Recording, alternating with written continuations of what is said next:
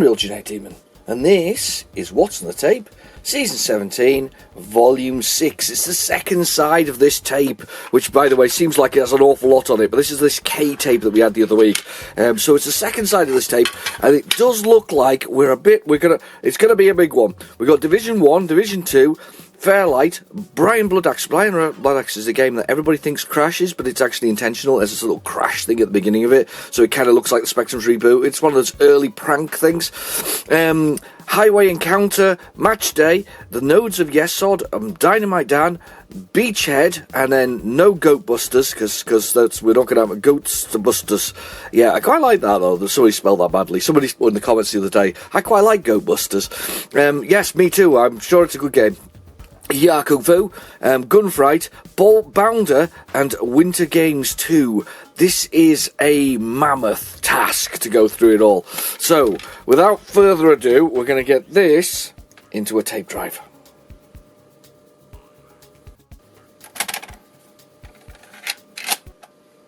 Okay, the tape is in the drive, so we're ready to go. So let's get out our favourite, Basic, and load dit, or load speech marks, load dit. Everybody else think of it as dit as well. I know that was me. That was my childhood thing. I used to call it dit, and that was very much the what that was. You know, dit, speech marks. I mean, to be fair, it's a lot of words to say speech marks. Realistically, that's oh, that's not a good start. Welcome to What's on the Tape. Welcome to What's on the Tape. This is the first What's on the Tape. It's basically I guess, series of futility of life, you know, trying to get things to load that really don't want to load most of the time. Sometimes they do, sometimes you have a good session of it, but sometimes, and I'm testament to this, I'm sure that the people in the comments below will testify to this, that quite often it doesn't load, and we default back to PlayZX on occasions so if we get at least the name of the item there. So we're now going on to the first little bit of magic, which is swapping into another tape deck where we can turn up the volume a bit, because you can't turn up the volume on a +2. So we've turned up the volume with this one. Oh, it's not quite right. Let's turn up the volume a little bit more. Let's change the tone. Turn up the volume. Change the tone. Let's hit the button, please. Nope. Good old Spectrum stuff. Division 1. Will this be this EJ something or others? Because there was a company, I think, called EJ... I don't like that. There is I can hear a sound in the back of this. There's like I guess it's a dull sound. There's a dullness to it. There. You can hear that there's like a white noise, obviously, but there's a dullness to it. Do you know something? If you've watched this series long enough, I'm almost got to this point where I can actually tell if we're ever going to get it to load. I mean, it's a good solid signal, but there's a dullness. No, I think we're on a loser with this one. We might have to have Division 2. Oh, hang on. I'll see what happens with this one. No, it's not happening.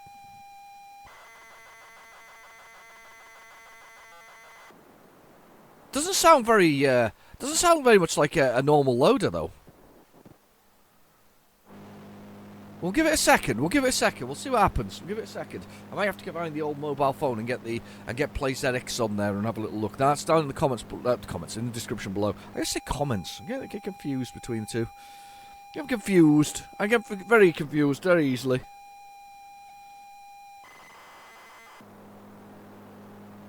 Yeah. It's not making the best of noises either, I'll be honest. Let's have a little look at... Let's PlayZX there. Right, I'm going to find PlayZX on here. On PlayZX, I'm going to find Division 1. See if it's there. This is not a very good start, though. Division 1.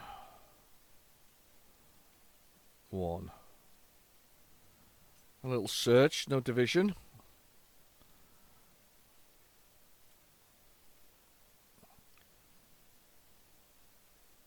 Nope, not coming up with anything.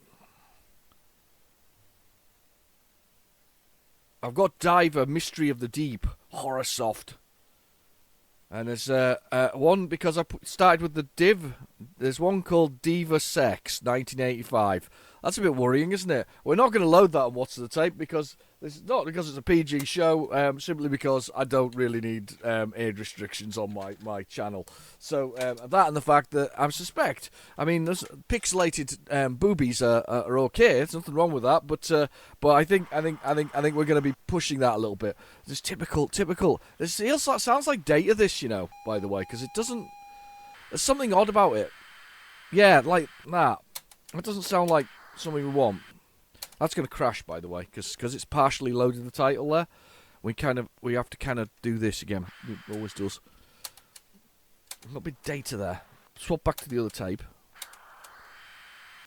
There's a bit of there. There's me worrying that it's going to be a very long episode. It might not be, because we might not get anything to blooming load. It's got Fairlight on here as well. I forgot it's got Fairlight. That's going to be particularly awkward. I did enjoy last week's episode, by the way. We did with Soul the Robot and Non-Terracuous. Very good. Oh, and of course, Exploding Fist, one of the greatest beat-em-ups ever. Do you know what I was doing this? And I got me flake mug, so we got, obviously, I can't, do I, go on then. Only the crumbliest, flakiest chocolate. A flake mug. I was getting a flake mug, and the other tune that popped into my head, and I don't know if anybody reckons it. Do do do do do do do do do do do do. So I Dream of Genie.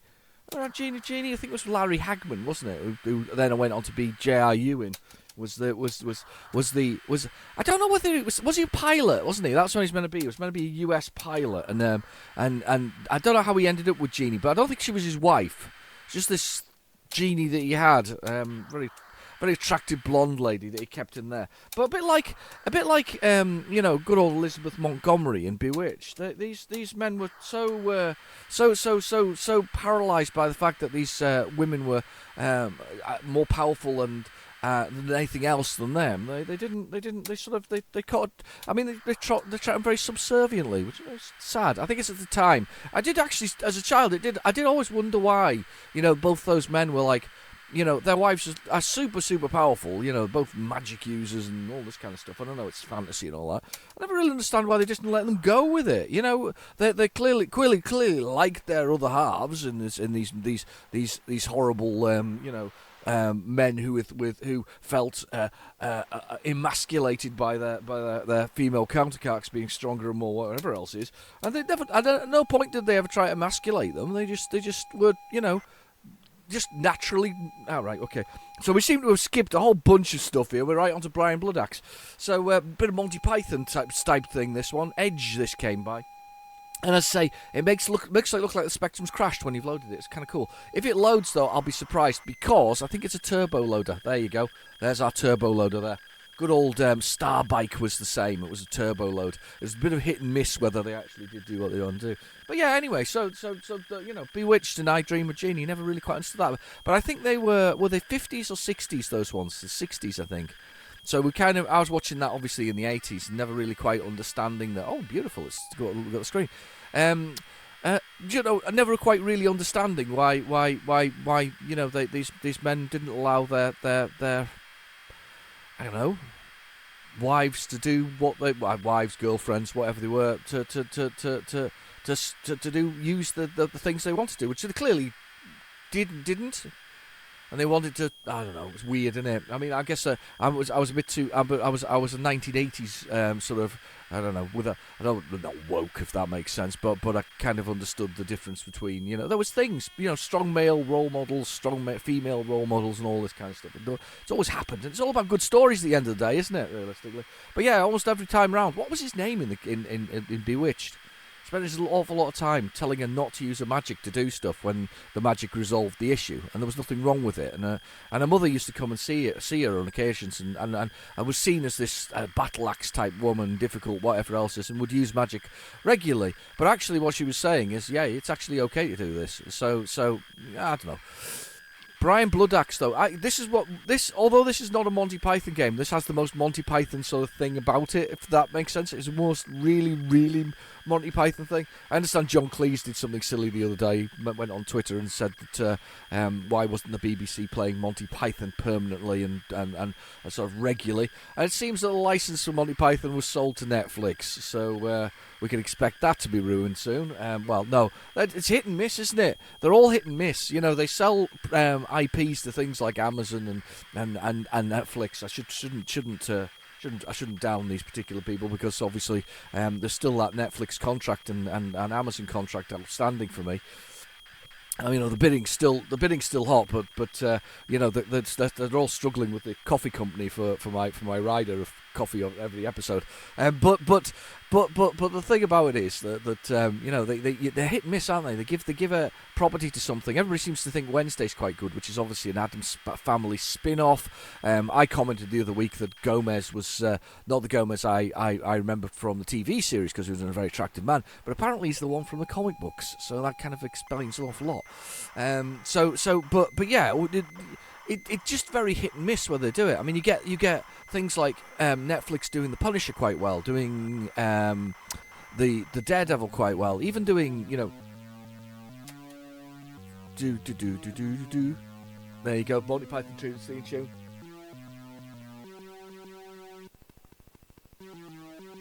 Do.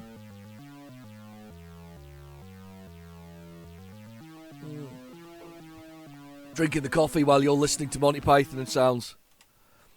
And then it crashes. This is the beauty of this one. Everybody thinks it's broken. You get into the game, and then it crashes. And it's not actually crashed. Because it says, this game features a heavy dosage of primary imbalance, which may be injurious to your mental health, and you should still wish to play. Then gently blow on the keyboard. Didn't say, I didn't warn you. I kind of like the way it kind of crashes. This probably is one of the first examples of doing that. Do you remember, if you ever played on the Xbox 360 and the PlayStation 3 version of Batman Arkham Asylum, first one to do it, when you meet the Scarecrow for the first time, it makes your Xbox or your PlayStation 3 crash. And it looks like it, and it hasn't crashed at all. Not at all. It's just. What am I doing?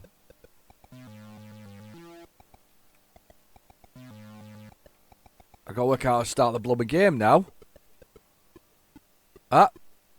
Started it, I think. There's my jump. Oh, there's equipment at the bottom with the yeah. I love the music.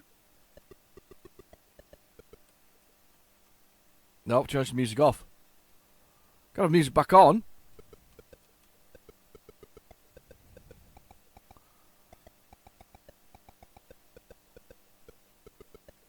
Alright. Aha! Got him! Right. I'm not sure what Brian Bloodaxe is actually trying to do, but here we are. Brian the Bloodaxe. Oh, he drowns. Oh, wasn't sure. Right, we'll go back the other way. Drowns.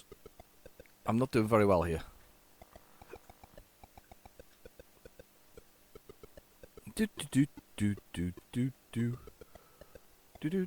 Oh! Oh! Should we pick up this?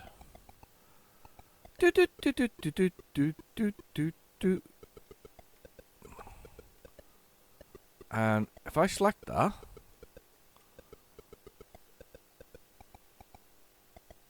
can I kill these things? No. But you'd think I'd be able to rack them. Oh look, there's a they're so weird. I don't know what the button is to start. There we go. S. It's so weird. I've got a bomb and an explosive thing. Right, and a key. Die from distance drop? Somebody was so heavily influenced by Monty Python, weren't they? They really were. Somebody's like, I love Monty Python. I can't. Oh my god. Come on. It's viciously tough.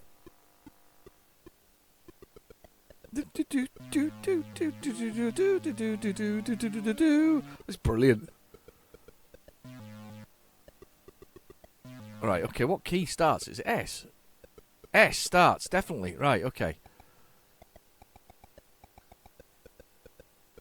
I don't know how I picked that up.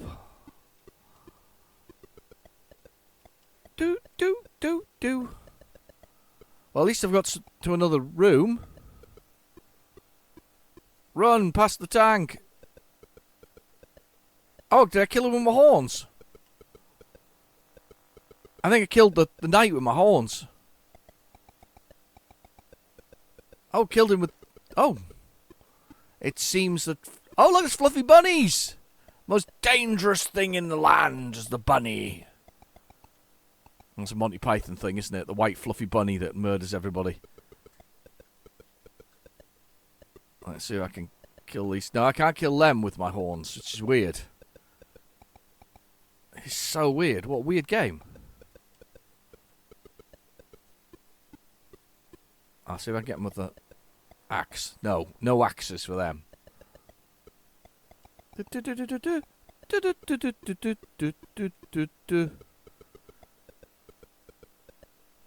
Nope. The bunny rabbit. I seem to be able to hang from the ceiling as well, look. With my horns. Impale my horns and I stick to the ceiling.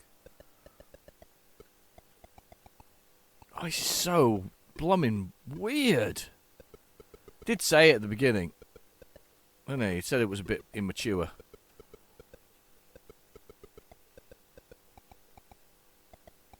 This is so weird. Anybody play Brian Bugax back in the day? It's such a... As I say, it's such a Monty Python game without being Monty Python. Oh, it's just, can I pick this up? I want to pick that up. Got it. Right. I'm going to plonk it in here. Ah. Right, we're in another room. There's a toilet and a duck.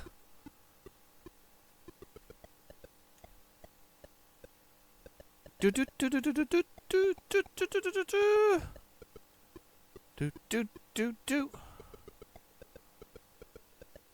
just trying to do rooms here. Look, oh, little vicars, little bishops, and God. God's just smited me, good and proper, while I was riding a pig. Okay, let's move on, because I've ridden. Do you know what?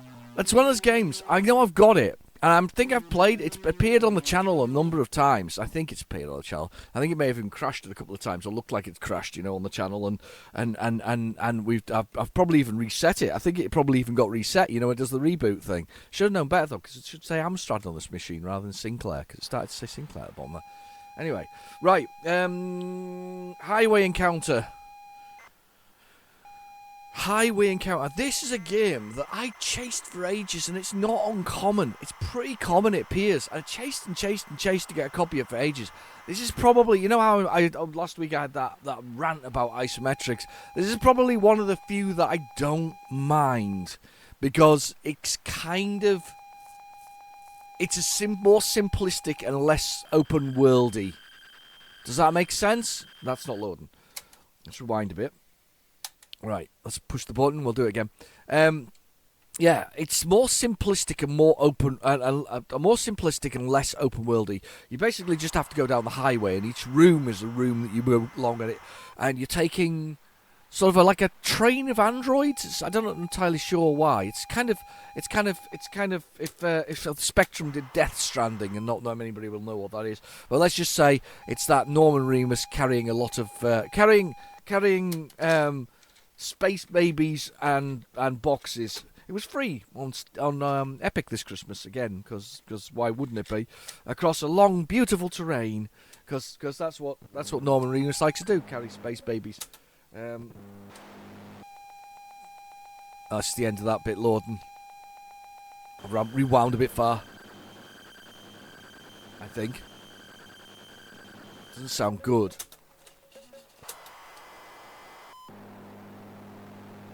There's a space. you gone too far?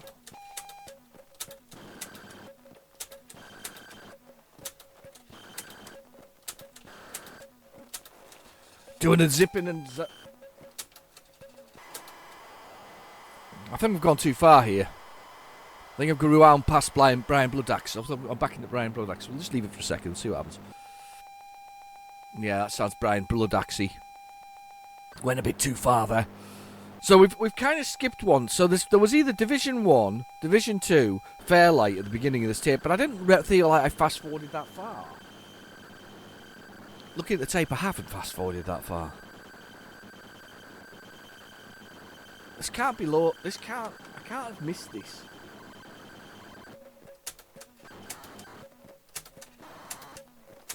No, I haven't. I have not rewound too far. I've not rewound far enough. There.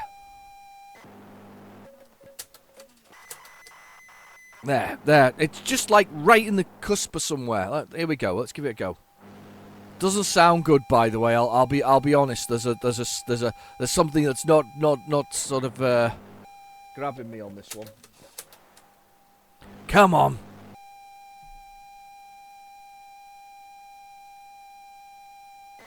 Come on. Nope. Come on, little computer. Tasty, specky game. No, it's not having it. It's not having it. Right, time to find it. See if I can find Highway Encounter on PlayZX, because we need to be loading something. Let's avoid the DivSex thing there. Highway Encounter. There we go. Vortex Software, 1985. Vortex Software. I loved the covers for Vortex Software. They were I would call them. I think there was very stylized. Whoever their artist was that did a lot of their covers had a specific eye. And that's not the right way of saying it. Yeah, I know. I was complaining I haven't pushed the button on the thing. There we go. We're away. Right, he had a very specific eye, I think, for his Spectrum games, and I mean, to be fair, Android 2 from them is just one of the most spectacular covers. I absolutely love that. The thing about it, as a kid, I don't know about everybody else, but I used to go through the magazines, and you could probably complain that, oh my god, you ruined it. But I used to go through the magazines, and there used to be like A4 spreads of games, and they used to cut these out, and I used to cover my walls in the adverts for games that I quite fancied or I liked the covers of, because the artwork was just. It was just sublime. It really was. There's nothing quite like the artwork of the sort of the 80s and 70s and things. The artwork was what drew you to the product, and quite often the product was naff, but the artwork was the thing that got you. That quality sort of workmanship that went into it. There's beautiful paintings, there's airbrushed beauties of Oliver Frey and Bob Wakeland. It just some of these paintings were just the things that drew you to it. Quite often I bought a game because of the cover. And I wouldn't necessarily take it back if it was awful, because if the cover was absolutely amazing, I'd still blooming keep it, because the cover was amazing. I was buying it for the art. At the end of the day, the cost of it was, I was going to spend that pocket money anyway, so the cost of the art was the thing that was there. And I say, it's always a tragedy to think back that all my Spectre stuff was taken to a car boot sale. It really is. But you never think back then, when you're in when you hit your sort of early 20s and you're doing other things, you're trying to finally find a sort of I don't know, a partner or whatever else is, and life gets on top of you, and you're trying to pay your way, and you've got a job and all this kind of stuff, or you're still educating and things, and you're going out, drinking with your friends on the weekend, or partying in some way without any, it just things change, so then you just don't think about it. I think nowadays people are a little bit more aware of nostalgia, or I hate the word retro, but nostalgia. I think people are a little bit more aware of that nostalgia, because we're very much a peoples who are kind of are going back and loving that kind of stuff. So you got the classic NES and a number of other things out there. You know, they're a nostalgic device. So I kind of like the fact that those things are there. But to be fair, some of there are great points. You know, if you go to the pixelation graphics, if you look at Steam and things like that, you're actually finding the 8-bit. This is not loaded.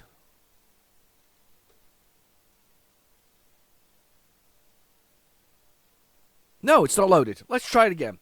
Let's reboot this thing and try again. I'll reboot this thing. Turn it off and on again. In the case of the Spectrum, let's give this another go. It's only quick. But if you look at the games that are appearing on your PC fronts at the moment, there's a very much a NES, Mega Drive, Master System, stroke, Super Nintendo feel for the pixelated graphics. Even the Game Boy and other ones. Those are the ones that are still appearing. Those are the ones that are still hitting the sort of the general sort of populace, and people are loving those. They're loving those. They understand that, and this is what it is. There's a sweet spot, I think, of graphics. You know, you're past your Atari 2600 square blocky-ness, but you're into your 8-bit sort of graphics, early 16-bit stuff. I mean, you don't see anybody try to emulate the early Atari stuff necessarily. It does happen, but by emulate the styling, or you don't see people really going with those early 32-bit systems, those sort of PlayStation 1 and those early graphics. They're not loved in the same way. People want them to be rounder and smoother. They want them more PlayStation 2, PlayStation 3, Xbox 360 generational. At least that's where they want them to be. There's a point where it's too rough. And I think there's a sweet spot for that nowadays, and that's a nice thing about sort of systems like the minis that allow those sweet spot games to appear. I mean, those Astro City mini things that are around for the Sega's thing, where they've got the arcade versions of things like that. Pretty good, to be honest with you. They do actually have some 3D games on that. Those early generational ones. These are the that was weird. Early generational ones on there, but they're not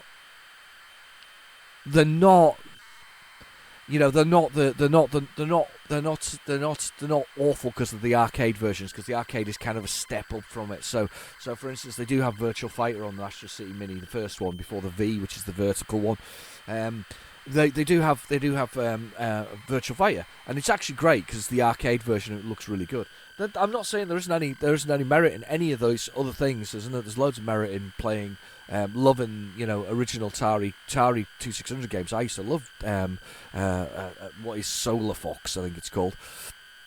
But it's where they are now. So that if you look at the kids today, they can't really handle those graphics, and they can't really handle those early blocky ones, but they can handle the joy of beautiful 8-bit graphics that are there. This is not loading. We're having a typical what's on the tape session here with this. That's not loading. Let's move on and see if we can get something else to load, because we haven't got all day. Neither of you. Right, okay, let's move on. See what we can find. We'll see if we find something else to load on this tape. It's not been the best of tapes, but yeah, you've got to find that sweet spot that gets the youth of today. The youth. Oh, hang on. That's weird. Just loading for the hell of it. What are you doing? No, it's died now. Okay, fair enough. Yeah, but I'm going to try it one more time actually from this tape deck, because I seem to have better luck with it. We'll give it one more try and then we'll move on. Just give it one more try. One more try. One more go. Yeah, there we go. One more try. It's got to be worth a try. At least one more. Anyway. So yeah, but you've got to find that sweet spot that gets the younger ones sort of enjoying the games that we kind of, the styling of the games we've got. I mean, gotta remember these things are an awful lot more advanced in most cases as well. They're not the same. No, it's not gonna go. Kind of feels like something should load on the screen, but there's nothing happening. That's annoying, because I was hoping to show you this, because as I say, it's one of the few that I actually quite like, and that's the only version of Highway Encounter that's on that tape. And I don't know where the other one is in my office. I won't, not my office, my games room, my everything. There's the loading screen. You can hear that going past there. No, can't find that one. Right, but as I say, it's that sweet spot. It's finding that perfect point for games, I think. But they are more advanced. They definitely are more advanced.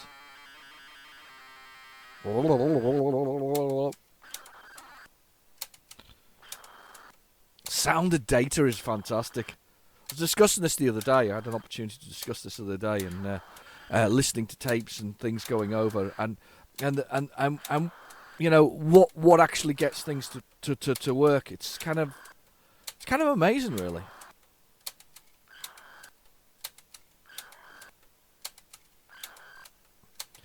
Fast forward.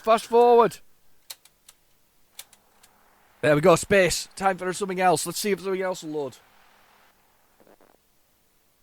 Match Day. This may be the Imagine version? Or was that Super Soccer? I can never remember. There's kind of two of them out there, isn't there? Match Day. Come on, please load. Nodes of yes. We're kind of getting in the things that are on here. I'm quite looking forward to Dynamite Dan. Dynamite Dan, I think, is a beautiful game. It looks fantastic on the Amstrad CPC. Reprogrammed on the Amstrad CPC. Graphically, really, really nice. Spectrum version's also superb. It's a great game. I've never seen. I don't know if it was on the Commodore 64, but it does look good on the Amstrad CPC. It's one of the. It's got a good aesthetic, a good look. It's it really uses what I think it's mode 0. It's called. I always get them confused. There's like different modes on the Amstrad CPC. See, the problem with the Amstrad CPC was they attempted to do something the BBC did as well, and the BBC had this, what can't remember the name of the language, is it CPM? That's not going to load. Go back a bit, let's try it again. They had something, I think it's called CPM, the language. It was like a sort of standardised language, as the BBC wanted it when they were doing their they wanted, this is one of their key factors, and Sir Clive was wanting just to use his language for it. It was a lot easier, and from programming point of view, and that's why that's BBC war and Acon Sinclair type war, but they did the same with the Amstrad's CPC and the 464 and the 6128. Problem with that was that it does take a little bit of ROM space for that. So instead of having that additional sort of availability of things, it added complexity they probably didn't need. They could have just done something else. But I mean, Mr. Lord Sugar himself, though, ever the salesman rather than the inventor. Decided just to go with the simpler approach of just it's Ocean. This is the Ocean one. Super Soccer, I think, is the equivalent for Imagine. But anyway, so yeah, he went with a simpler sort of solution for his machine. Just kind of the quickest thing he could stick in there realistically, rather than this will work. Done. That was the kind of thing. Clever. I always find it funny though. This one stipulation was that when you went to Dixon's and Curry's and things like that, and Comet and things like that, and you stood in front of the computers. On the Spectrum, there'd just be there'd be the sort of the line at the bottom unless somebody loaded something. But on the Amstrad CPC, you could use the cursor keys to move the cursor anywhere you liked on the screen. It was kind of a selling point. It meant nothing, by the way. It absolutely did nothing for the whole thing. It just was one of his stipulations that you could be able to move the cursor anywhere. Just because then when people went up to it and pushed some buttons and then things moved, you could see the cursor moving. I kind of get that. That's kind of akin to sort of typing garbage on the keyboard, isn't it? But it's the look. You can move the cursor all over the little flashing, yellow cursor all over the screen. On that blue palette. To be honest with you, those people with the green screen ones really missed out, because the palette on the Amstrad CPC is absolutely phenomenal. There's so many colours for what it is. And I always say they're very arcade colours. I think the Spectrum has arcade palette as well, by the way, because it's got really just shouty, loud colours on it. But the Amstrad CPC had an extended range of colours that were much, were so akin to the arcade, unlike the Commodore 64, which as everybody keeps telling me, and I always say this, and they always say, yeah, but they went to an awful lot of trouble to make these subtle palette that was pastel in range, so it would all match together. But if you looked at the arcade games, everything was loud and shouty. So I get that they wanted a subtle palette, but it was loud and shouty. I'm sure I've seen some faked pictures of how they adjusted them downwards in the factory itself. You little sod. Right, I'm gonna find Match Day on PlayZX, because that's easier than trying to do that, because we're almost halfway through that tape there. But I'm pretty convinced I've seen this kind of. I think it's faked personally of the whole thing. Sort of. I'm just gonna do new just in case. And push the play button, right. Of the whole thing, we've had a lot of blankness now. By the way, we do definitely need something to load. But I'm sure it's faked. But it's like vividly bright and colourful. I don't think it's real, obviously, but I've seen it before, and I think it's quite funny that somebody's gone, "Yay, that's the one!"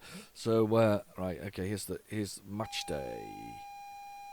Found Match Day. Let's load Match Day. So trying to get John Ritterman's version of it working. I quite like this one. It's not too bad at all.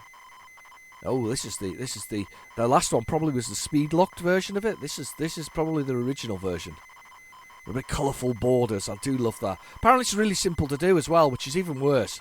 I used to. I mean, I don't know about you when I used to write programs. I used to write my own games, and I used to write bits and pieces. I haven't got one of these games anymore. One of them was, but I'll explain it in a second. And I would draw my screens, and I knew how to save the screens, so I know how to save the screen like that as well. So you could fill out the screen, you could use all the plot commands you liked and all this kind of stuff. And that's really crap that it's done that as well.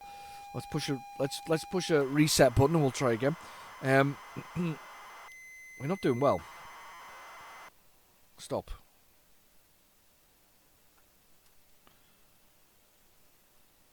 Let's try that version.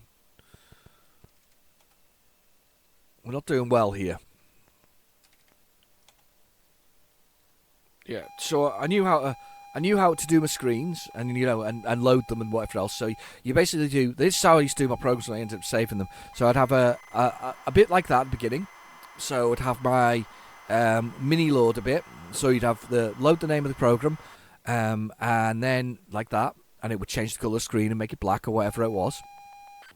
It's the next thing it would load. That's not loading, is it? No, it's not.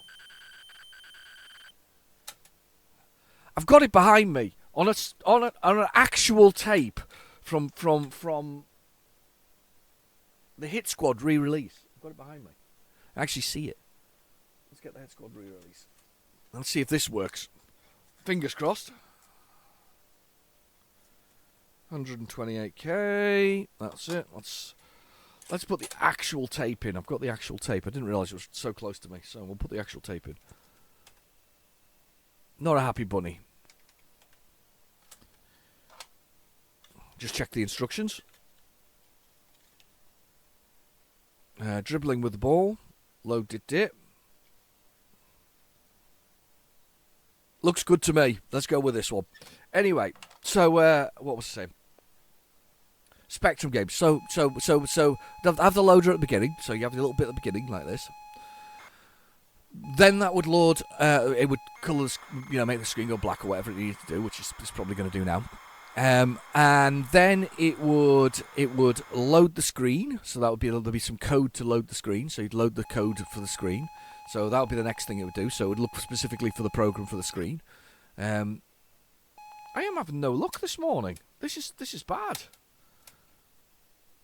It does not want to load anything now. Why aren't we loading anything? Let's try loading it with the tape loader for the hell of it. Not very good luck.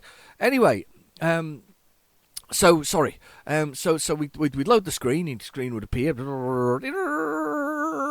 And then the next part of the code would say load the program itself, and then it would load the program, and the program would load.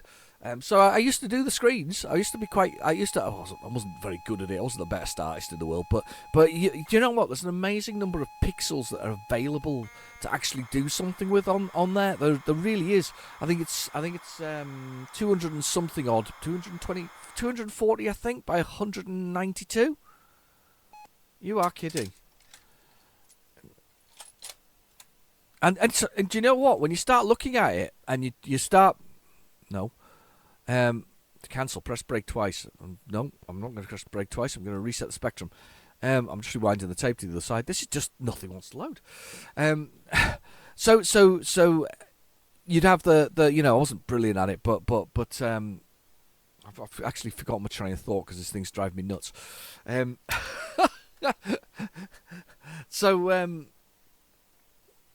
You would have your and then you'd load your program at that end. But I wasn't that brilliant at doing screens, but I used to do them. But there's a lot of pixels on there. There's a lot of space to draw. And if you're actually talented, like if you ever see him on Facebook and a number of groups, there's an Andy Green. He seems to be the expert on drawing phenomenal sort of spectrum art at the moment. Andy Green is the man. He seems to be doing a lot of stuff, and the quality of his workmanship is just unbelievable. It really is. I think you can use there's a program called Metal that allows you to draw them nowadays. It's pretty clever. It does actually allow you to draw the... Fingers crossed. Please load. Oh well, we'll hopefully. I've got everything crossed now because we've been waiting ages just for flipping match day to load, and I think we're how far through the tape are we on the other tape? Let's have a look. Side 2. We're about quarter of the way through it, so we've not got all the way yet, but we're going to get something to load. But yeah, so there's an amazing amount of pixels there. But I was going to tell you about one of the games I created, or I'll certainly create. So it was a very simple game. A little blue man. I remember this. It was a little blue man. For some reason, my boulders were green. I'd created these 8x8 squares with sort of boulder-shaped things, so they were like circles with a few dots in them to make them look like they were like boulders. And the outside of the whole thing was what colour was it? I think it was white, like a little white picket fence. So what it is it was randomly generated. So there was one side where you started. So you were at the far sort of left-hand side. And you started in the white picket fence. So there was a hole for where you were coming in, because that was the gate. And then there was a gate on the other side to the right, and all you had to do is walk across the level without getting a boulder or walking into a boulder or getting trapped. Thus, you died. So what happened is every time you moved, boulders dropped onto the thing, like they're falling out of the sky, like hailstones or something like that. And all you had to do is find your way through. So it was like a maze game that would appear on top of it. The clever part was that there was always a route through. But you could end up sort of crashing into a boulder if you push the buttons too quickly. To be fair, all it was about was patience. If you went slow enough, you could work your way through. It would generate a maze that went across, and then did that. It was just a basic program though, so the inputs were quite slow anyway, which kind of suited because it was like push a button, move, boulders drop, push a button, move, boulders drop, And then, of course, the one that came from the Sinclair user, this is one that I always liked, where you went down the road. Do you remember the one we went down the road, or up the road with the car, and you just moved left and right, and the sides of the road slowly got windier and smaller until they were very small, and you had to move your car through it. I always loved that one. It was a brilliant one. And then there was, of course, a lot of people don't like the cassette 50. I actually quite like the cassette 50 because there were games you could edit, because every single game was a basic program that was written for whatever platform it came on, and everybody was like, "Oh, it's terrible." I actually really liked it because it meant I could edit some other people's games and then resave them as something else, hopefully improving upon the quality of the product that I was looking at. So yeah, I kind of liked the cassette 50. Or Cascade 50, wasn't it? Cascade 50. Quite like that. I rather like that one. I don't hate it. I quite the one that I really liked was the Frogger one, which you could really improve the version of Frogger that was on there. However, I discovered recently, this is the interesting thing about it. I'm hoping this is loaded. It has, thank goodness. The interesting thing I found about it recently, we have to see their names. Oh God, everything about this is really upsetting. Right, okay. Yeah, it's just getting it started was difficult. Right, match day special, 1 player match day. I don't want to change any team details. I just want to play the bloody game. So what's the controls? What are the keys? Let me look at the keys. I like the font they've used, the rechanged font. I like that.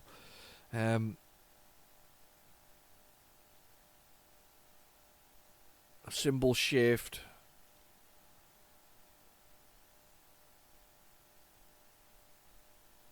A 5-player. I'm trying to work it out. I can't see the keys. This is the only thing. Control team using the keyboard or one joystick. Keyboard or one joystick. What are the keys though? Doesn't say.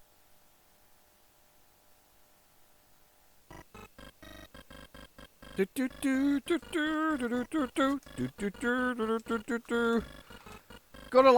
love that zoom in thing there. Symbol shift to move down. Right. Enter to select option. Game controls. Yes, that one. Enter. Left.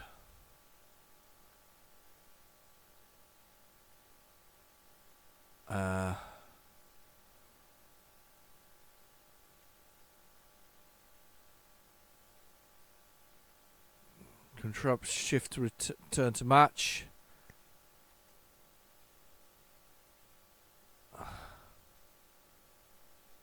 Why is that Q? Right, okay. Q, W, L, P, C. What a weird set of controls. Q, W, L, P, C. Okay. I want... I'm just going to use those ones. I'm not even going to try and change it. Cap shift. I'm going to change Q, yeah, LPC. I'll just get a kick off because let's get into a game.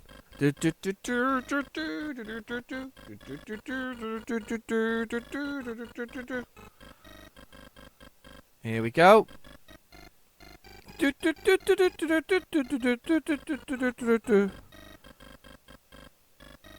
Right, yes, I know, I've got it. I don't really need any more music. Just want to play a game of football. A little bit of soccer, as the Americans call it. Rhythm and Rovers versus Clark PR. I've got the ball. Dribble.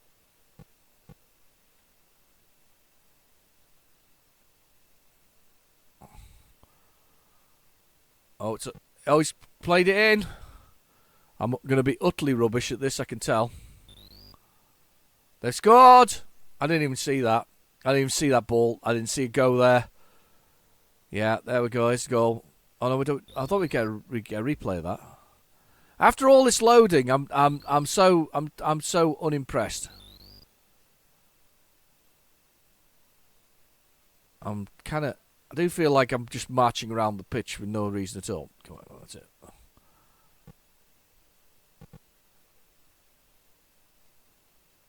I'm not the player I think I am.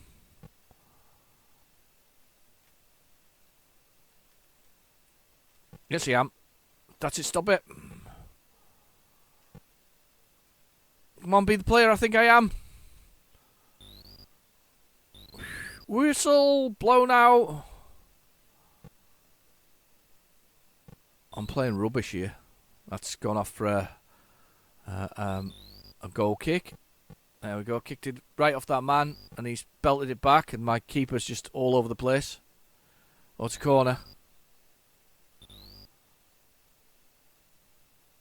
Oh no, I don't know what he did there. It's over his head. I don't know how he changed players.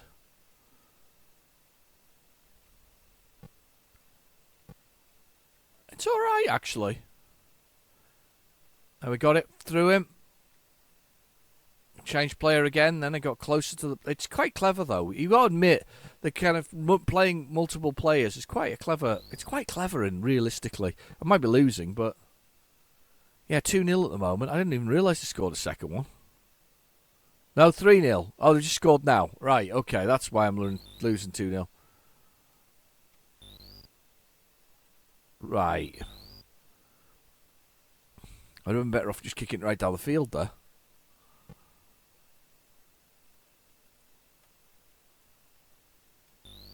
No. Oh. Match day. It's like FIFA, but better.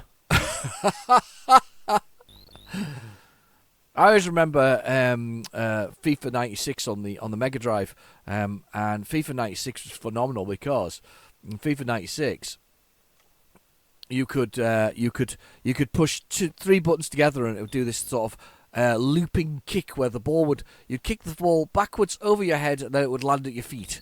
It was really weird. It's like a little looping thing. It was like, I don't know what. I think it had a specific name, but it was kind of insane. You could do it with every player as well. So we just used to run along the pitch like looping the ball over our heads. It was just ridiculous. But that was FIFA 96. It was. And to be honest with you, I quite like the FIFA 96 series. It was quite good. I mean, it was simple. It was more like this than anything else. I'll be honest.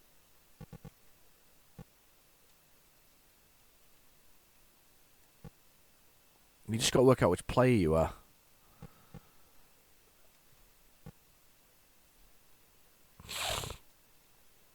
Okay. Sorry for snorting. Kick the ball. Oh, off his stomach.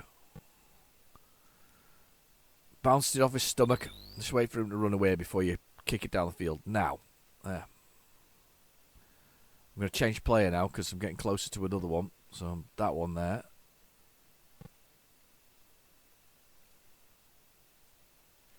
I think my socks change colour when I'm not that player.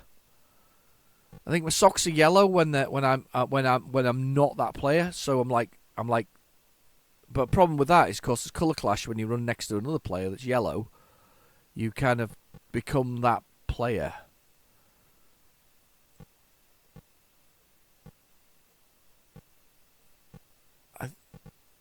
I'll be honest here. I don't know what's going on. I'm standing in the goal mouth.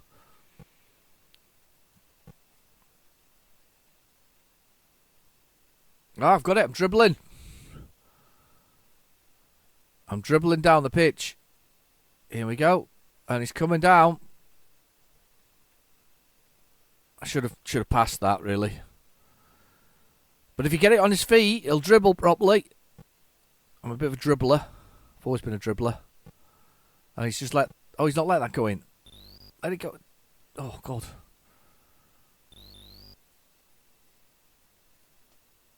And here we go. Kicks it down the field.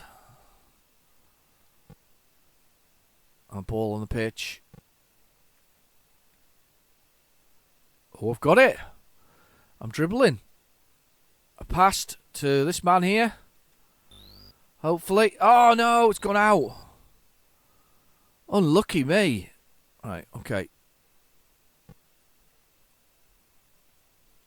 Go on, hack him down.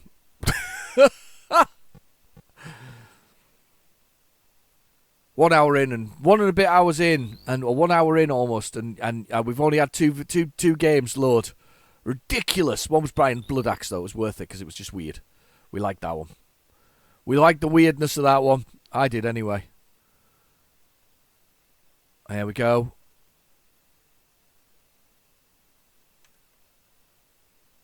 Come on, score a goal. I've scored. I managed to score. It was worth it. It's a long hard match, this, though. I can't believe I scored. And it was a good goal as well.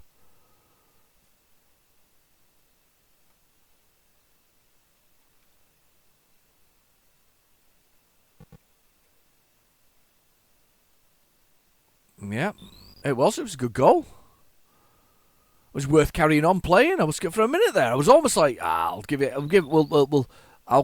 playing. But no, it's worth it. I'm a footballing prima donna. Oh, bounced off the back of his head. Came off the back of his head. Oh my goodness. Oh.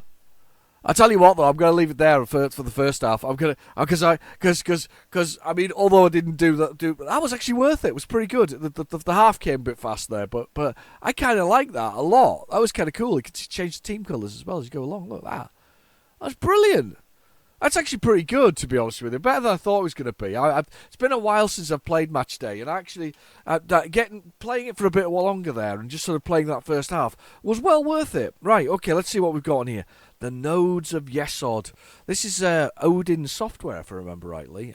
These chaps are based in Liverpool. Liverpudlians. I actually believe I was not that far away from their offices. I think they were down on I think they were off the docks in Liverpool, and I know the docks are quite large, but they. I think I was not far away from them. I was visiting a very large communications supplier there, and I was round the corner, and I was like, I googled it before I went. I went, yeah, I actually think I was round the corner from here. You know, it's sort of one of those companies that I think they were somebody else, or they worked for somebody else, and then they went off and set up themselves. I don't know what happened to them though. I mean, all I know is that Odin Software was there. They made Robin of Robin Hood, I think. I want to say Robin of Sherwood or whatever it is, but it's not. But they made that. They made the Notes of Yesod. They made another Yesod, and they made a few others. And there's a Heartland. Always Heartland looks really good on the C64. It's the same on the Spectrum, but the C64 version is particularly good looking. It did. I think that appeared on the C64 Maxi. I think that's one of the things that appeared on that. But this is a really weird game because you don't look like a man in a spacesuit like that, if I remember rightly, or do you? Something about a space mole anyway. You need a space mole to attack things. If you don't have a space mole, you can't attack things. So you've got to find a space mole first before you can do that. The thing about these is they're very I don't know. They're of the minds of in the case of most of these, in the minds of teenagers. You know, teenagers given these computers and creating these things. They're very much young people with weird things in their weird sort of spinny eyes, like Mr. Ben in the shop. You know, the shopkeeper's eyes and Mr. Ben. That was a great TV series. I always liked that. I mean, that was a nice one, wasn't it? Mr. Ben would go into that shop and choose a costume and then go to the changing room, change into it, and become a spaceman for the episode. I quite liked that. That was a nice concept. Obviously, the shopkeeper was a bit freaky with his weird spinny eyes, but other than that, pretty cool. Good TV fare for kids. So I see that the remake of or the non-Scooby-Doo Scooby-Doo thing, Velma, has been critically panned. What the hell?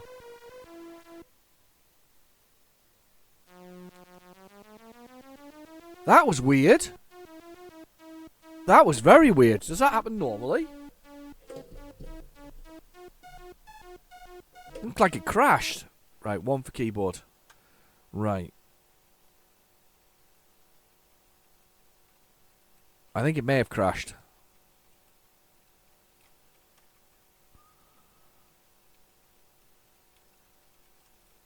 It definitely is a man with a... Let's push some keys. I can't see anybody here.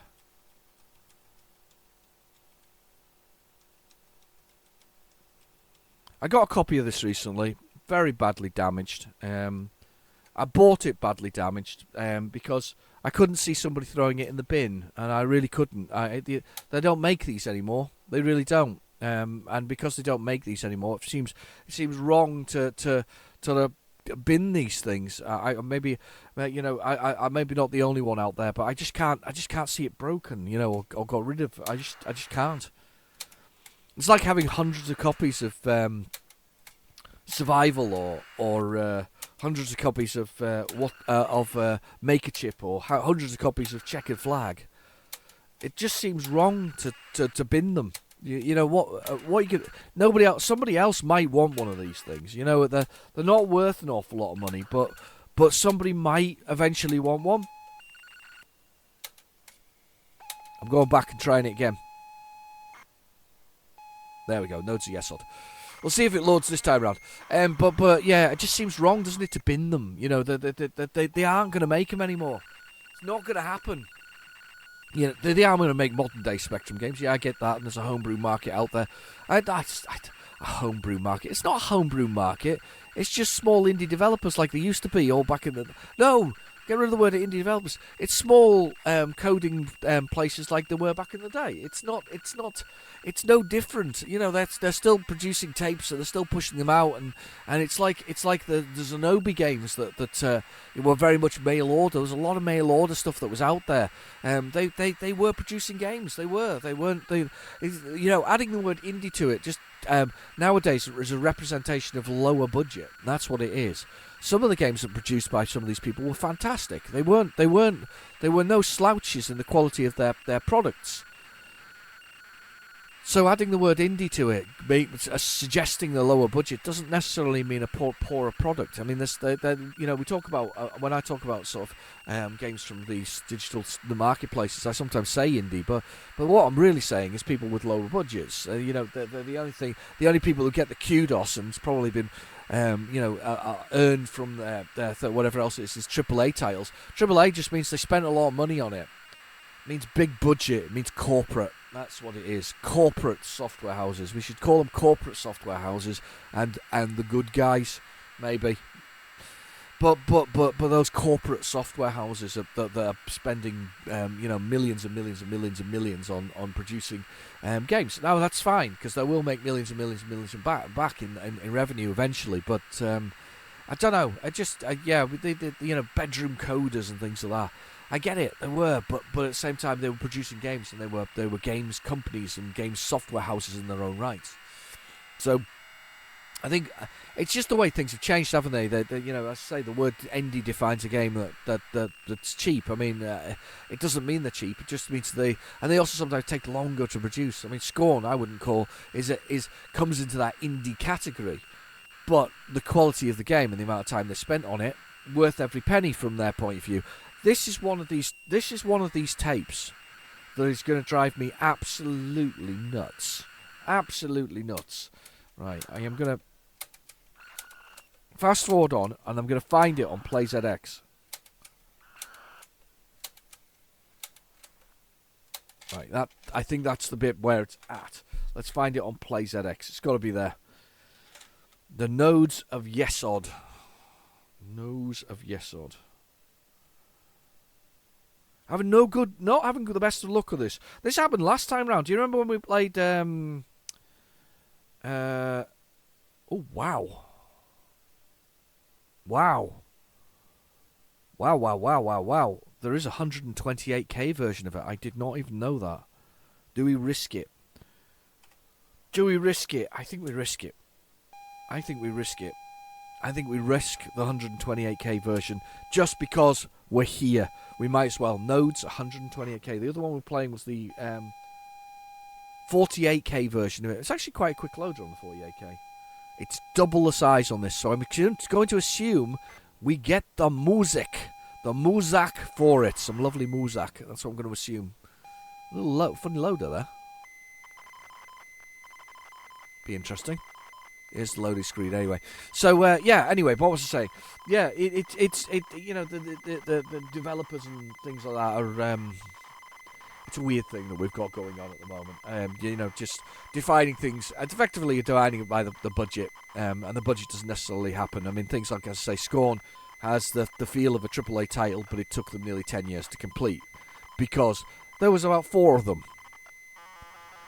I do recommend Scorn, by the way. I do quite like Scorn. I am having no luck at all today with anything that I'm loading. I really not. I'm not even gonna continue with that because I know for a fine well that it's not gonna bloody work.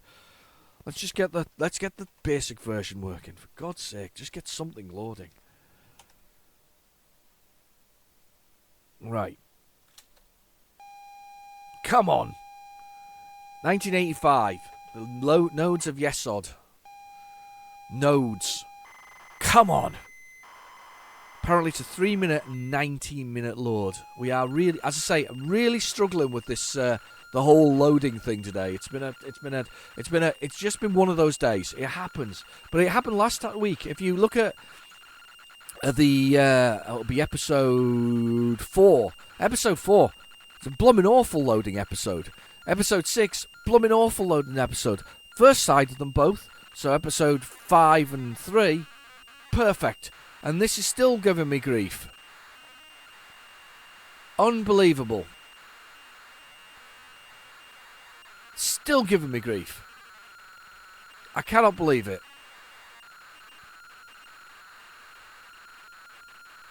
The Nodes of Yesod is definitely not a fun game to load.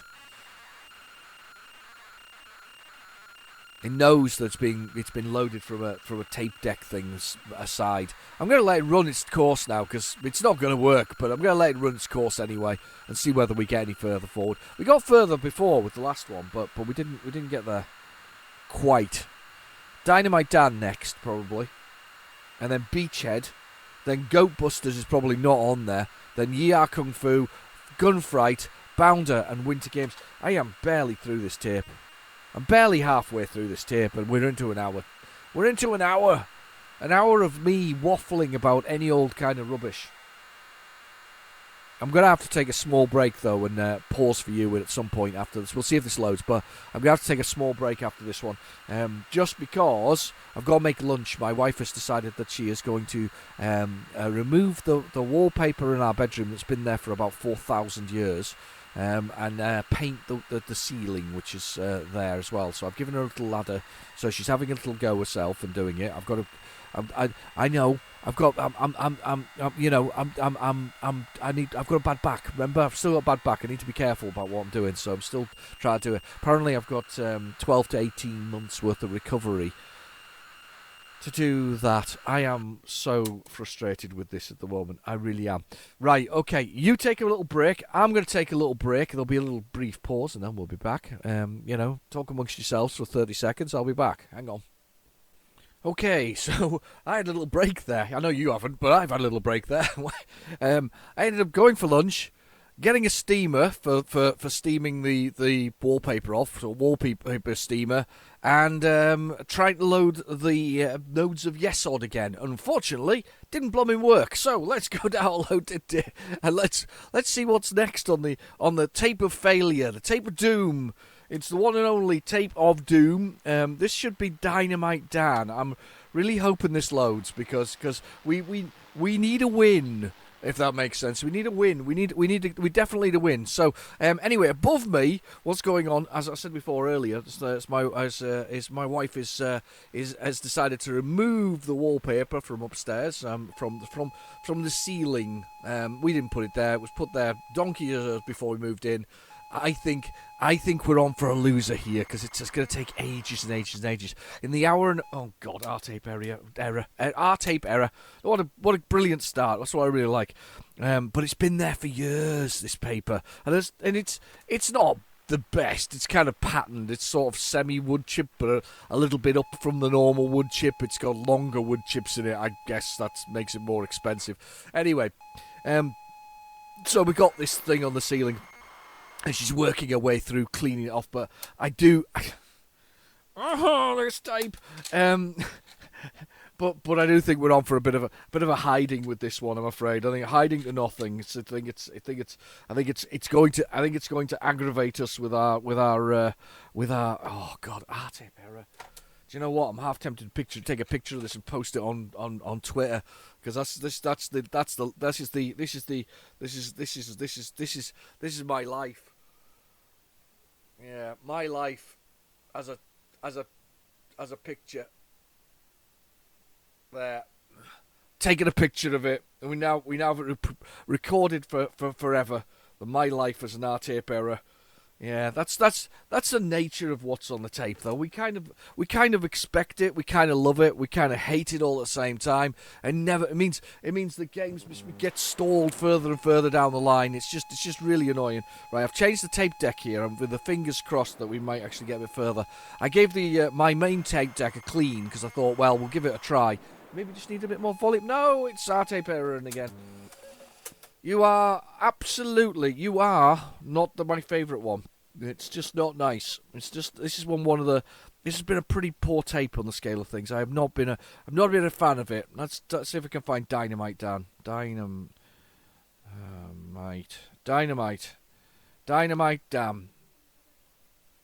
Re-release on. I don't care whose release it is.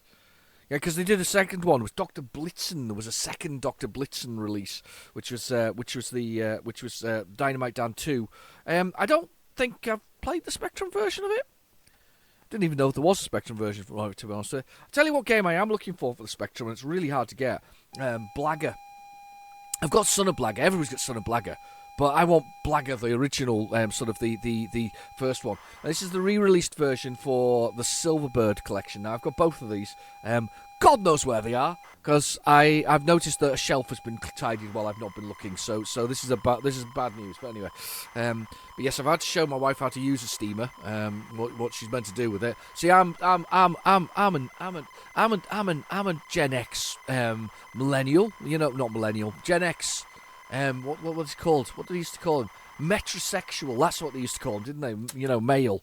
So I'm happy for her to go up there and do a bit to steam off the wallpaper. Nope, definitely not a problem for me.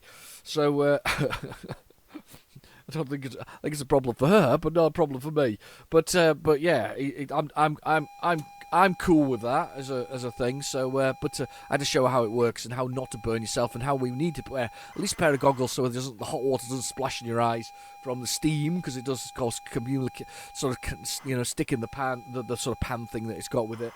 And to be fair, I may just need to get a second mortgage because of running the thing. It's 2,000 watts. Yeah, that's enormous. I'm not sure I can afford to run this thing for less than 15 minutes. But anyway, so but it may save a bit of time. I'm hoping. Oh, this is really pissing me off now. Oh, God, I don't get annoyed with what's on the tape very often, but this is really, really, really getting on my nerves. Stop. What? Why do you keep R-tape erroring? I turned you off for a bit and everything. It's just not a happy bunny. And this is where you don't need the actual mechanism to get this one to work. This is just the sort of tape head to tape head as this unit does. Dynamite Dan, yeah, this is the third version of it I've picked up from the cassette, the sort of connection thing. Oh, fingers crossed. We need a win. We need some Dynamite Dan. No nodes of yes odd. We didn't get division. We didn't get. No. 9999999. No. Yes. T. Oh my God. Stop. I've got to go back, hang on. Pause. Back. That one. Set rewind. Done. Play. It said +4. Oh, it's got cheats, this version of it. Oh God, that was really annoying. So I'm assuming this. I'm not sure what country it is. I'm gonna go with German. Do you think it's German? 9. Don't know. Spanish. Anyway, whatever release this is, I don't care as long as it loads. That's all I wanted. I'm gonna say that we said no to everything there. And I don't know what the German for yes is. I know what the German for no is. It's 9, isn't it? 9. Yeah. Don't know. Anyway, this is a classic game. It looks really good. I mean, down there we have our little. I think that is Dan. I think that's the main protagonist. But you can jump off a zeppelin at the beginning. I mean, the graphics are just really nice. It's a really good game. I mean, as I say, I highly recommend this both on Amstrad CPC. Amstrad CPC blows it away with the graphical colours. The Spectrum version probably nails it with the higher resolution, and both of them have an amazing gameplay. And this is the importance of games like this. It's the importance of these things being replayed and re-loved and people having a go with these things. I mean, I really think it's good.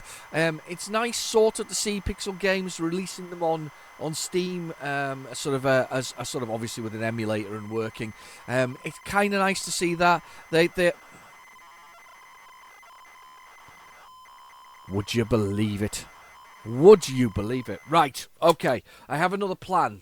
I have a cunning plan. It's another plan. It's not a plan I was going to use initially, but I have a plan, right? Okay, so what I'm going to do is going to choose that one. I've got a plan, right? You stay there for a second. Hang on. Wait, let's do this. I didn't expect to do this, but we're going to do it. Hang on. There's a black screen. Right. I'm going to go get. I've got another +2. I'm going to go get another +2. I don't know why this one's. I don't know. It just seems to be a bit finicky. So let's get another +2. You just stay there. I'm going to get another one. Another grey one. Just get from the other end of the room.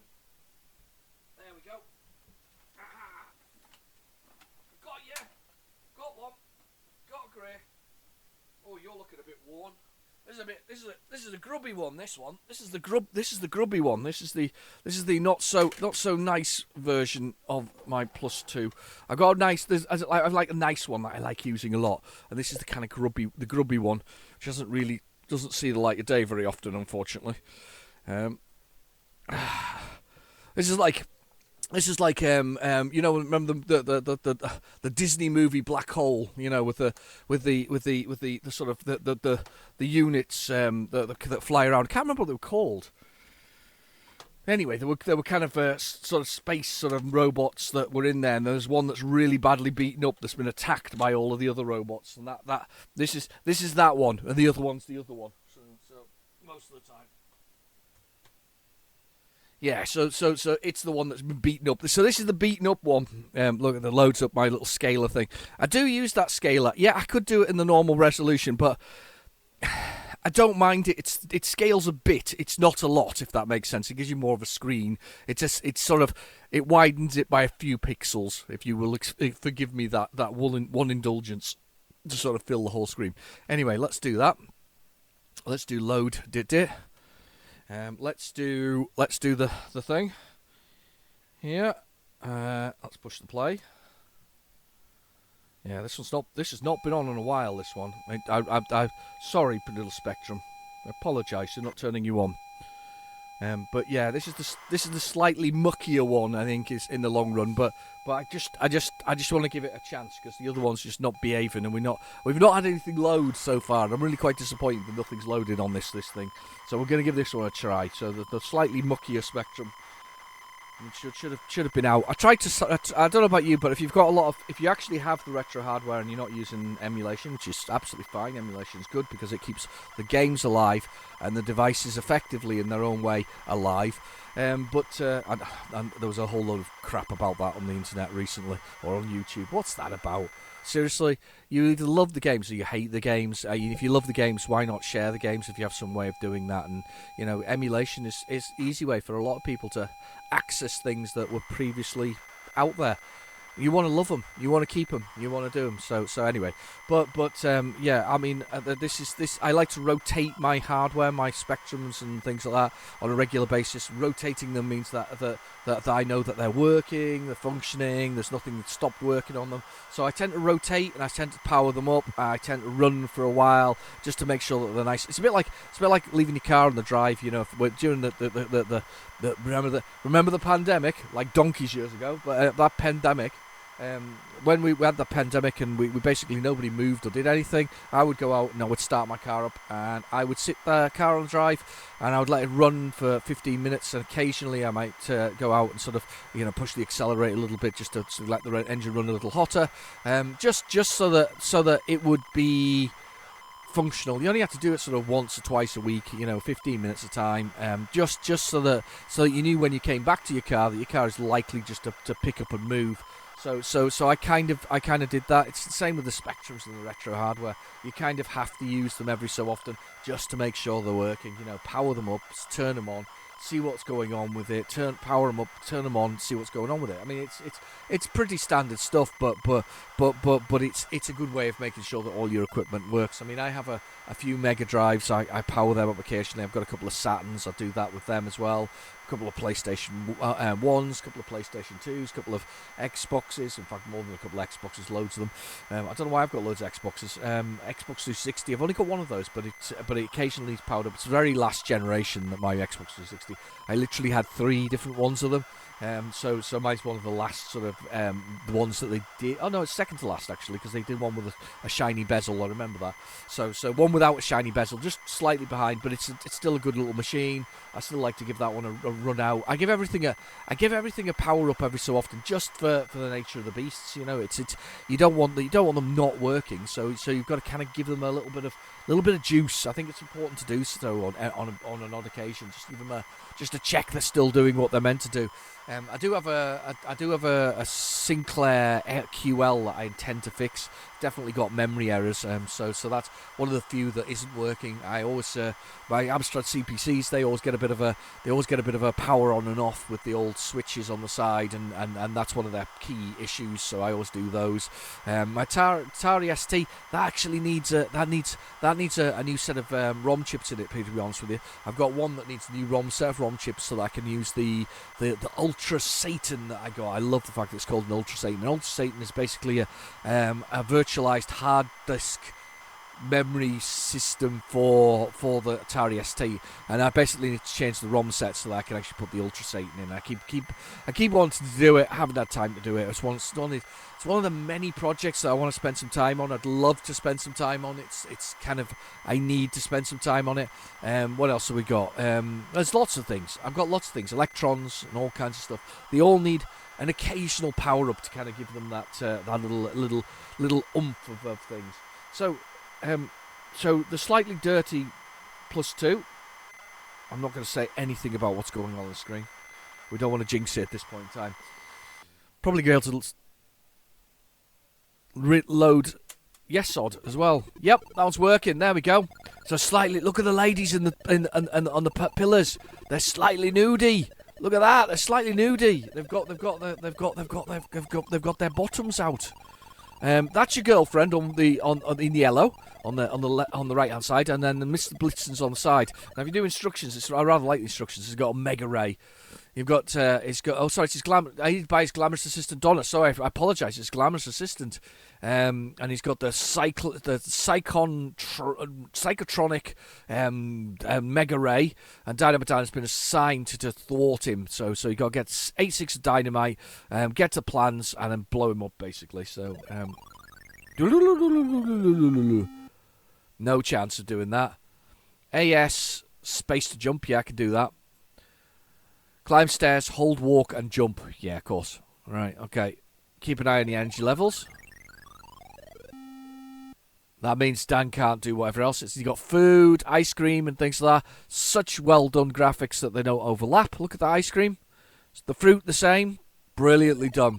Somebody knew their Spectrum graphics. It's beautiful. Eat that. And then we've got the dynamite. We've got to get the dynamite, and then we've got to get the plans. So I mean, get that life. Right, okay, let's press... I'm going to D to define the keys, actually. I'm going to define the keys. Don't use Q or P. Right, I'm going to define the keys because I prefer different keys. Left, right, jump. Perfect, right, okay, fire to play. Good luck. So there's...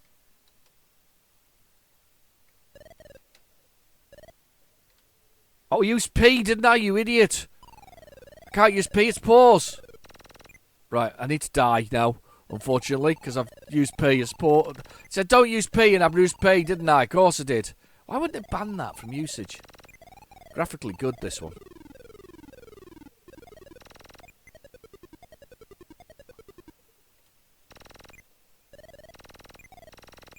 There's lives at the bottom of the screen going for it.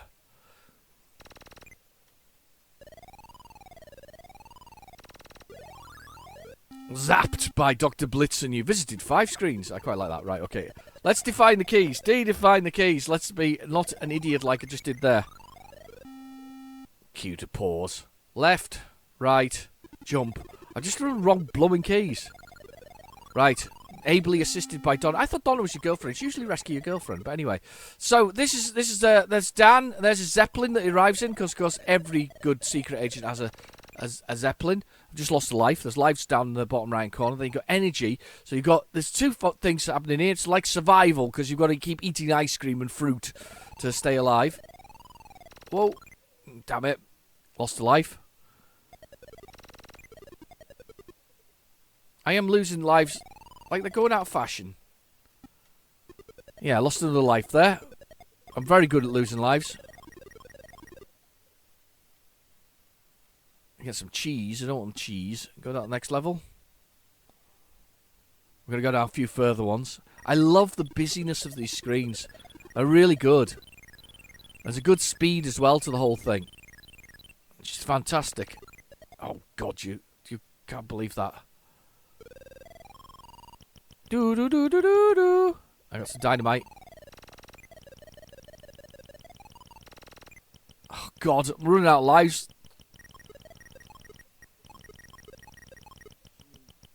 Wow, look at that. Mr. Blitzen's place is full of people.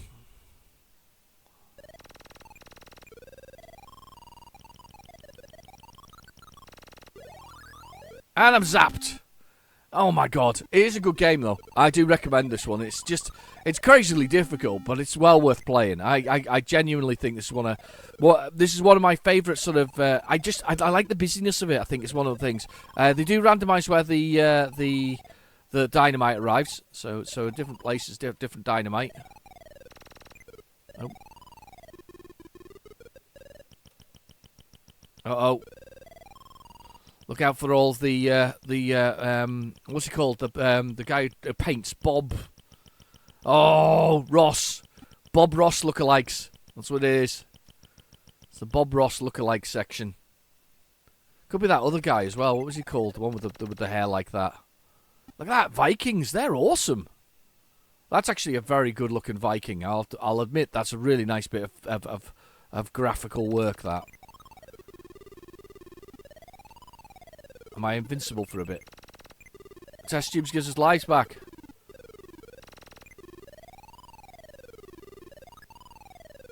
I am invincible for a bit. Not for long, though.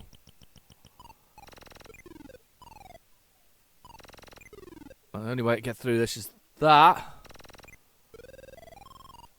Look at those Vikings. Wow, we've sown so much of this time round. I usually don't get this far. Pelicans and all kinds of stuff. I mean, this is why you want to play this game. It's blooming brilliant. It looks excellent. It looks really good.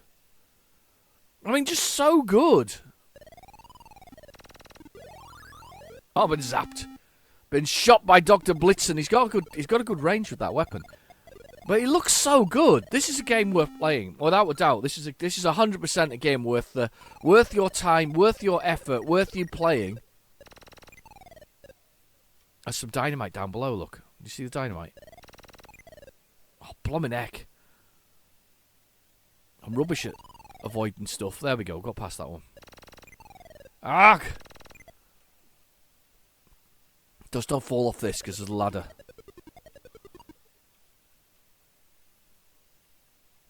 Do I go across there?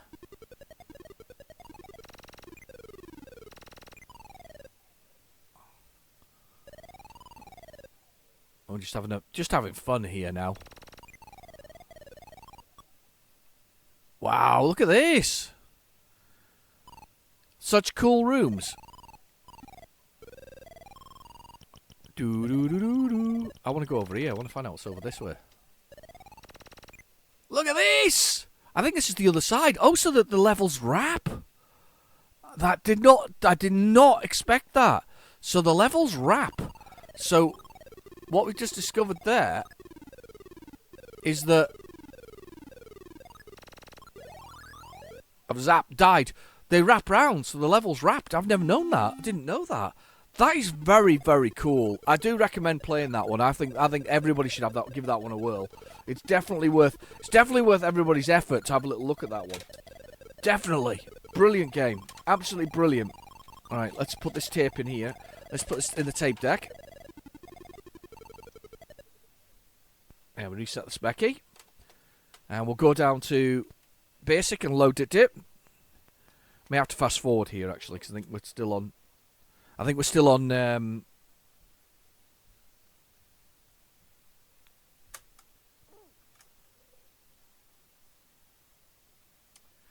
know why this was on the side. Worked it out. Its tape deck's a little dodgy. So we have a way to get around this though. We have a way to get around this. We'll use the tape deck, the car tape deck, and we'll put in the other tape deck. Yeah, it's taped. It needs some new elastic bands on its tape deck. Oh, poor baby. Yeah, it's not moving at all anymore. Oh. Oh, well, we'll just do this and we'll see if it's on here. I don't think it's this one. I think this is going to go Dan. Yeah, no, we're not going to do that one. Break. Right, let's do...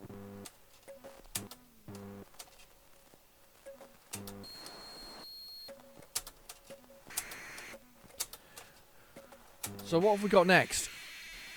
We got Beachhead, maybe. It'll be nice if this does load, actually.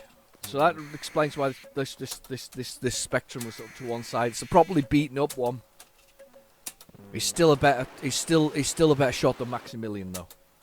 Because everybody remembers Maximilian. I had a friend who had one of the robot. I actually had the Maximilian robot as a figure. It was blooming brilliant. It was so good as a figure. You kind of go. There's not. I don't think there'll be a lot out there, actually. To be honest with you, I've always wanted one, but no. That's definitely not what we're looking for. But I always wanted one. But I bet they're quite expensive, actually. It's one of the things you want to go on eBay and have a little look for and see how much they are. But I reckon a Maximilian is quite an expensive little robot. I kind of like robots, though. When it comes to Star Wars, I like to pick up the robots, and I like to pick up the stormtroopers. I like those, and then of course it's always Vader, and it's always Vader, and it's always Ahsoka if I can find Ahsoka. I am nervous about the whole Ahsoka as a TV series. Weird noises. Okay, fair enough. There's a big space here. Hopefully this is Beachhead. It's weird that steamer upstairs sounds like somebody's having a shower. So it sounds like a little bit. Beachhead. Kung Fu. Kung Fu? Completely different game than I think it is. Right, okay. Oh, hang on. I need to stop for 1 second. It's good timing that it's faulted like that. I'll come back to you in a second. I've got to stop because I think she's run out of steam. Quite literally. I'll be back in a second. Right. Straight back to it, alright? We're back here. Kung Fu. I don't think this is Ya Kung Fu. I don't think this is Beachhead. I think... it could be. I don't know. Usually I thought Ya Kung Fu did Ya Kung Fu when it did its loading. I don't know. I may be wrong. Let's just... new... Load it. Press the button there to play the tape. Let's see if we can get this one to work. Kung Fu. Could be Kung Fu, I suppose. There's another Kung Fu, and it's not actually that bad, by Bug Bites that's out there. That's annoying. Yeah, there's another Kung Fu out there by Bug Bites, and that's actually quite a good Kung Fu. I quite like that one that's out there. It's worth a look at because it's got some very smooth animations and motions. It's very much in the vein of our sort of favourite, Way of the Exploding Fist. Oh, come on! I'm not happy with this. If this doesn't load, I'm going to go with the Kung Fu that we had previously because we saw Ya Kung Fu last week. It was a week before maybe it turned up, and I did really well and actually stormed through the levels on that one. No, right. We're gonna go with Kung Fu from Bug Bite because I think Kung Fu from Bug Bite deserves a little bit of love. It's a little slow. I'll be honest. It's not the fastest of looking games, but it's worth a look. Kung Fu Bug Bite's version. Bug Bite's right there, right in front of me. Kung Fu. There we go. All right, let's just do load. Did it? Let's do enter. Let's do. Oh, choose the right one. That one. There's one called Kung Fu Nights. Don't remember that Kung Fu Nights on Firebird 1989. Does anybody remember that? Maybe it was the other Kung Fu by the way, because of that. Kung Fu. Drinking coffee. I hope you've got a beverage. That's the second one of this episode, to be honest with you. That's the second. It's very quiet all of a sudden.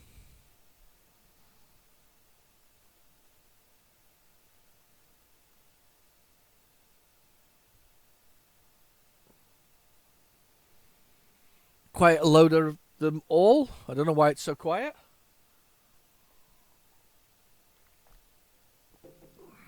That doesn't seem right. It doesn't seem right at all. Oh, hang on, brace yourself. It was hiding away. What are we loading now? Kung Fu Nights. Hang on, how did I end up with Kung Fu Nights? Oh, we're here now. Let's play Kung Fu Nights. I thought it was Kung Fu I'd chosen. I thought I'd chosen the Bug Bite version of it. No, but now we've got Kung Fu Nights. I can't even read that on the screen there. I didn't even realise I'd chosen the wrong one. Oh well, so we've got Kung Fu Nights. This is not the re-released version. This is that same movie, Cameron Diaz and Tom Cruise in. Was it Night and Day, was it called? But he was like Night with a K. Night and Day? Oh, was that one? Now second guessing myself over whether or not it was Night and Day. I don't know. You remember what it is?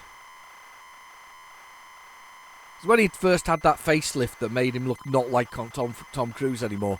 But he's still Tom Cruise, obviously. That's the thing I always find about facelifts. Is they're very odd, because they're so dramatic usually about these changes in their facelifts and, tucks of all these things. They tend to not look natural initially. And then you kind of get used to it, but it's like, it's a big change. Yeah, a bit odd, really. Bit odd. This is a very long episode, by the way. I do apologise to anybody who was expecting a short episode here. And a lot of it's been not loading, which is even worse. But at least we got Dynamite Dan to work. That was good fun. I did enjoy Dynamite Dan. That was a lot of fun, actually. And we did get Match Day to load eventually, and then we also got Brian Bloodaxe to load, which is another fantastic game. Do you know we've had two very strange platformers in there with Dynamite Dan and Brian Bloodaxe? Very, very surreal things. Brian Bloodaxe obviously heavily inspired by Monty Python, and Dynamite Dan could also have been, I assume, but I doubt it somehow. Followed by, well, it's meant to have been Beachhead, but it isn't Beachhead, it was Kung Fu, but it could have been Ya Kung Fu. It also could be Gunfight, Bounder, and Winter Games on this to finish. I have no idea. I'm completely lost with this tape, which is all the joys of the what's on the tape experience. The experience of playing a tape and just not knowing what the hell you're going to get. And that's the best bit. I mean, there was that episode we had 12 copies of Ghostbusters. Just so weird. Then ones where we actually had somebody's possible games. We had some pictures on one episode. We had the old top 40, the usual thing that we have sometimes. We had music from people, ghosts from the past, children singing, all kinds of weird and wonderful bits and pieces. Just strange things, you know, that pop up on the tapes. People talking, the recording the news, the micro blasts that they used to do all back in the day, where they would record the programs and those sort of info blasts that go with it. Kung Fu Knights looks fantastic. I have no idea what the controls are going to be. No unauthorized lending, copying, and means by any yes, I completely with you. Oh, ye olde selection, a ye olde game selection, a ye olde game selection. I'm gonna Google it. I like the graphics at the top, by the way, for Kung Fu Knights. I quite like that. I don't think I've got this one. If I have, I've never played it. I like it when the sounds so out of tune. Listen to how tune that sounds. Beautiful on so many levels. Kung Fu Knights. Spectrum Computing. Have I got this? I'm just trying to see if I can see the cover. I probably do, you know. Looks pretty good. Let's see whether or not I can find the instructions, though. Let's find the instructions. Where's the instructions? I've got the inlays. Where's the keys? If I haven't got this, by the way, I definitely need it. It's one of those games that I can feel a requirement to own it. Right, okay, the keys are OPQAM space option 1. Love it. Right, okay. It doesn't say very much about it. It's also part of there's Gridiron, Werewolf Simulator, BMX Hyperbiker, Commander, and a few others. After 20 years of faithful service, your knight decides to retire from the country's chateau and write his memoirs. The government hears of this and worries that he may spill certain beans and feel should remain in the can. Certain beans that should remain in the can. So Lord, write a lot, get it? Must fight his way through the streets against karate trained agents. Oh my god. He's also got a Colt 45. This is the one hell of a knight. Not only is he kung fu trained, but he has a modern day weapon in an old fashioned scenery. This has got the mark of legend written all over it as a game. There's my kung fu knight. Oh, he fires arrows.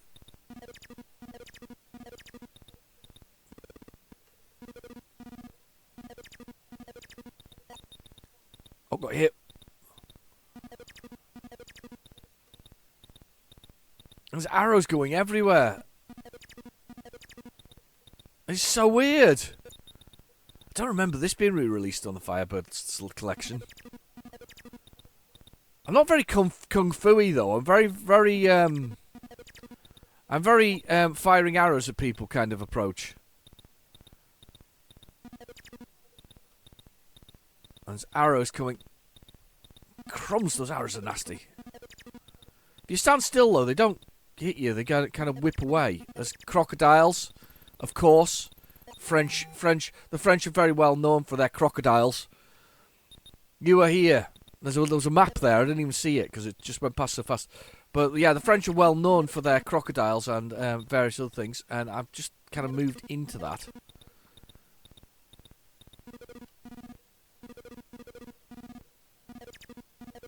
He's very ragdolly, isn't he? In his sort of. Get off me with your arrows. You can't fire one on the ground when you duck down. Got to get back to my chateau to start writing the memoirs that I require. It's pretty harsh. I've got to get to Nessie apparently. Why is Nessie there? Oh look, you can bounce your neck backwards. This is so weirdly animated. Look at this. Look at that backwards movement when I'm walking the other way. Yes, I wish to look backwards. Yep. Nope.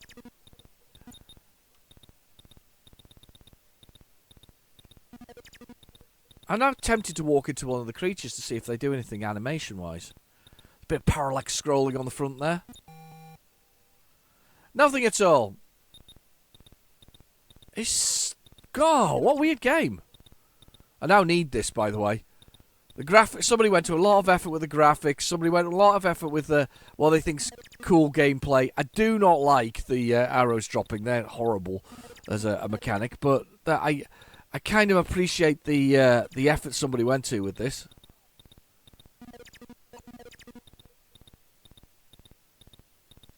There's a timer too. Not that I need any more pressure. Wow, that is so mad. Yeah, a lot of effort went into this one. Not a game I've played before. See, that's just the best bit about What's on the Tape. Just random stuff that I've never played before. Yes, it could have been Kung Fu. It could have been Kung Fu. But it's not. It's Kung Fu Night. And it's so random. I do need it, by the way. The cover is really... You wouldn't have picked it up. It looks rubbish, the cover. Well, sort of rubbish. I mean, the game name's brilliant, but I think somebody overdid egged the name because there's no Kung Fu thus far. I over-egged the name just it was probably just called A Knight's Tale or something like that, and then changed it to something else, and they called it Kung Fu Night just to kind of hit that sweet spot. So wow, I'm having a great time. I don't know about you, but I'm having a really weird but brilliant time with all these things. It's brilliant, but I don't remember seeing it on the Silverbird label. Does anybody remember seeing it on the Silverbird label? Kung Fu Nights, definitely worth trying out. I quite like that one. That was kind of good. Let's have a little look and see what else we've got on here. Let's do that. Sounds like my wife is taking a shower again. It's not. It's that silly, what's it called, steamer thing. Right, I'm gonna skip on a bit. Long episode. Hope you're enjoying. It's good fun. It's ridiculous nature of the game of this series. There have been episodes where I've gone 30 minutes without talking, or 40 minutes without talking. You know, it is just the nature of the beast with this. You just don't know. You never know whether we're gonna get a classic or something completely random. One day, I think I got a missing in action the other day. Oh God, what am I gonna do with that tape? I've just realised I think I got a missing in action the other day. Gun fright. Oh God. Annoying. Just nothing wants to load off this tape. Nothing. It does not want to load. Gun fright. This is one of these isometrics that I don't like.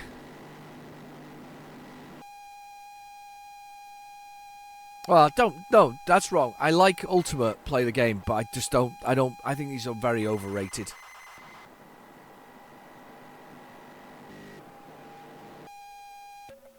Yeah, I think these are very overrated. Sorry, I was adjusting the tone now. I was listening to the tone of it all. I do think these are very overrated. They are a bit overrated.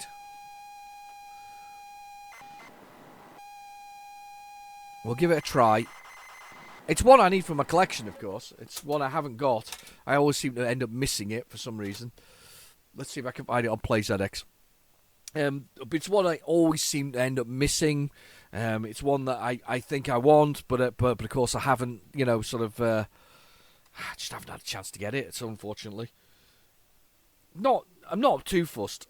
Did I pick up Cyberrun recently? I did. I got Cyberrun cheaply. It was because there was no instructions, and I was like, yeah, all right, that's fine. Gun fright, isn't it? Gun fright. Ultimate play the game. Gun fright. There we go. Gun fright it is. So we got gun fright. Bounder is a sort of scrolling along level, vertical, sort of bouncy level-y type thing. But yeah, these are the games that I wanted to love, and then Ultimate just went mad with all these sort of isometric games, didn't they? And they forgot all about the people who like the sort of the very solid early 16K arcade games, and I really loved those. I really did, and I don't. It's just funny, isn't it? I mean, people were obviously buying this, but from the comments that I've got in most of my responses to isometric games, a lot of you are saying exactly the same thing, which is you weren't that keen on them. So they were selling, probably because of the name of the company, but we weren't that keen on them. Tells you a lot, doesn't it? I mean, I'm guessing modern day games people could be a little bit more picky than they might have been back in the day, but we were buying. I think we were buying these because we loved the covers, we liked the boxes, we liked the way the instructions were, we liked the way the ZX Spectrum tape smelt or something similar, you know, that kind of thing. I'll be honest though, I have to admit, I just think the Ultimate boxes smell nice. Maybe just me, but if you've got Ultimate box, have a good sniff of one of those cardboard boxes. I think they smell great. I think there's something about those ones that are just. They hold the taste and smell of a ZX Spectrum. No, but the point is that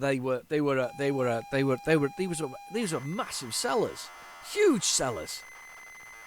But I don't think we liked them as much as they thought we liked them. I think we liked the brand. We were buying the brand. One of these early days of buying the brand, when you used the early days of buying Electronic Arts, you knew you were going to get quality games and not taken for a ride, and it was going to be a decent title. It was back those early days, those 90s. I mean, to be fair, Electronic Arts goes back into the 80s, so when it was born. I mean, it was.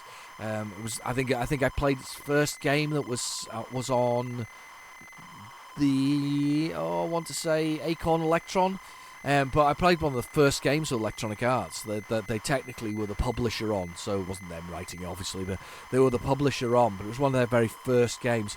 And you know, these are the days when a game was complete and you didn't have DLC. I mean, the whole world is changing to it's a really bizarre thing, isn't it? The whole world is changing to a subscription model. Isn't this weird thing? Everything's a subscription model. If you're renting as well, that's a subscription model. Yeah, everybody wants your money all the time, not money, you know, as you go along. So this is what Game Passes are all about, money as you go along. This is what you know. Even in the computer world, a lot of stuff is now subscription-based services. It's no longer on the desk. I mean, I'm surprised. I am actually quite surprised that PC has existed or still exists as it stands, because the model is very much online, but that keeps failing, doesn't it? If you take Google Stadia, yet again another live playing services system, subscription-based model has failed. You know, it's not the first time, it won't be the last time. We still, to some extent, want to retain our PCs. I think that's the thing. I think there's a weird assumption here that everybody's got enough broadband and speed, and not everybody does. It's getting closer in the UK, but it's certainly not there. I mean, to be fair though, not many people, most people don't realise this, but for instance, you won't be able to buy a telephone as it exists currently in 2025. In 2025, they switch off that PSTN service and the ISDN service. It's also a digital line service of it. They turn them off. You'll only be able to get something called, and it's very technical, sorry, I'm going to get technical here, something called SGIA, which is a single order Ethernet circuit, which is basically your fibre to your cabinet, which you get at the moment from your ultra fast broadband that you currently get from your supplier, or your fibre to your premise. But they all name them stupid things, so it would be better off giving them their official names because it's easier to understand. Fibre to the cabinet is basically a fibre optic cable to the closest little green box that's provided by OpenReach or whoever else is, and a bit of copper to your house, so a bit of copper cable.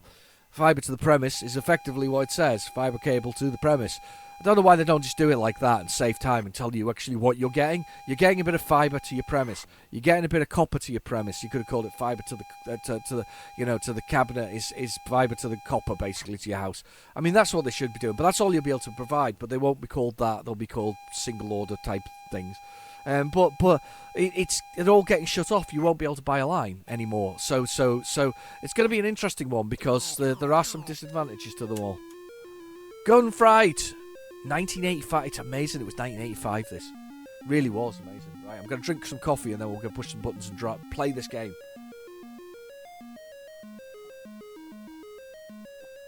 Oh, this one was about hunting bandits, wasn't it?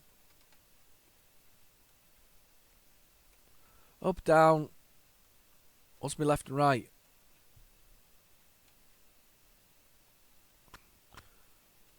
Oh, that's it. You had to shoot that to get extra money so you could buy things. Anyway.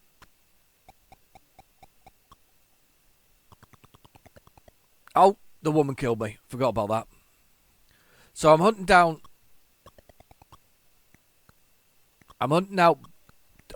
Buffalo Bill and his gang. That's what we're doing.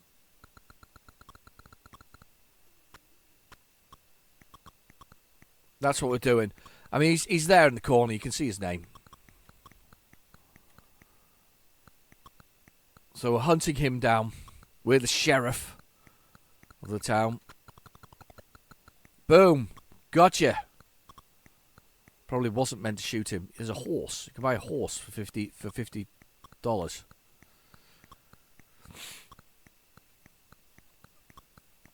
It's very much... What was the name of that other one? Night Law? Is it Night Law? No, not Night Law. Yeah, Night Law will work, but the other one that I was playing the other day, Nightshade. It's very Nightshade. The way that they speed up the game, though, is, again, they've reduced the viewable area significantly. We're probably in a third of the screen. Thus, the memory doesn't need to change very often for other locations, which means they can keep the screen fairly busy. It's the only part that's moving. Everything else is static, apart from the gun when I shoot it, which then, of course...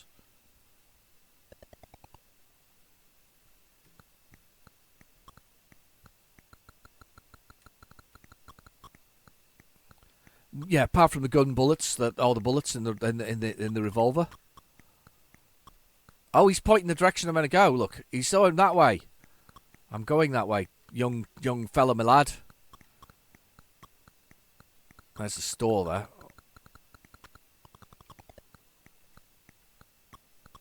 He's pointing this way. I'm going to go this way. I didn't realise the kid was pointing the direction of towards Buffalo Bill. When he's not in Silence of the Lambs, he's here.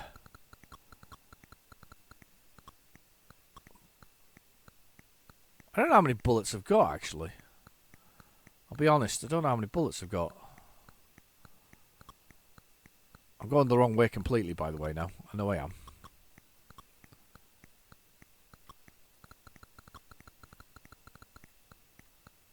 It looks like a saloon.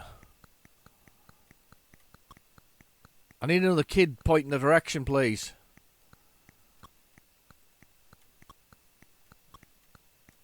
Hey, we got the keys anyway, at least for this game. Actually, I've managed to find my way back to the jail. Brilliant.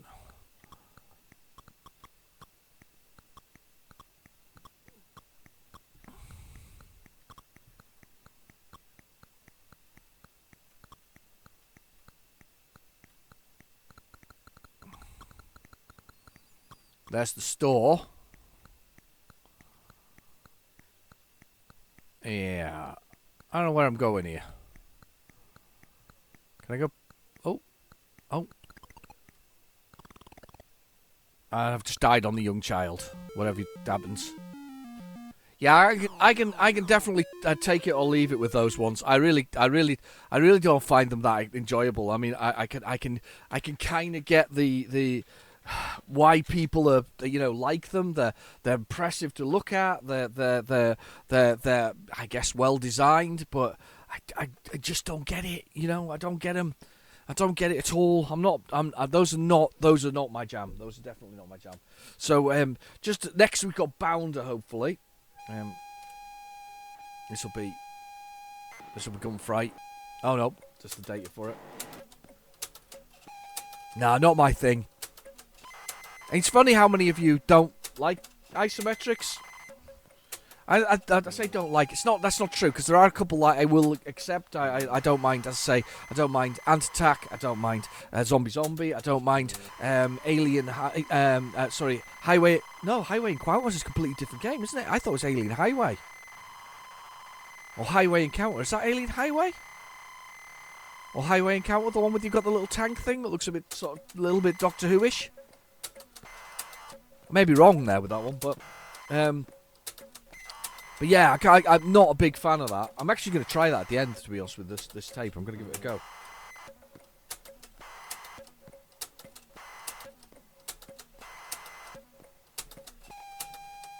Here we go. Nope.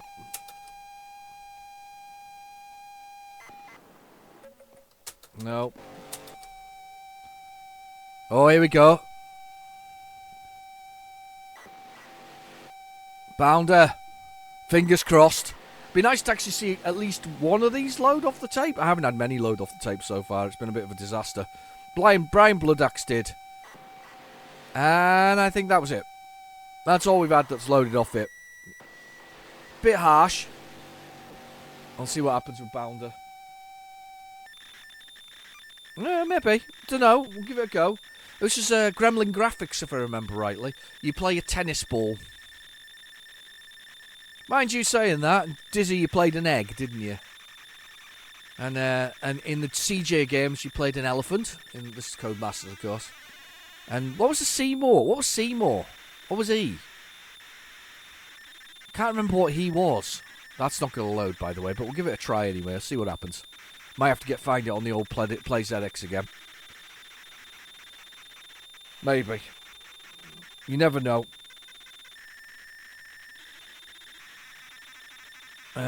Let's have a look on the PlayZX anyway. Let's do that. I've just opened my mobile to do that, and I've just realised.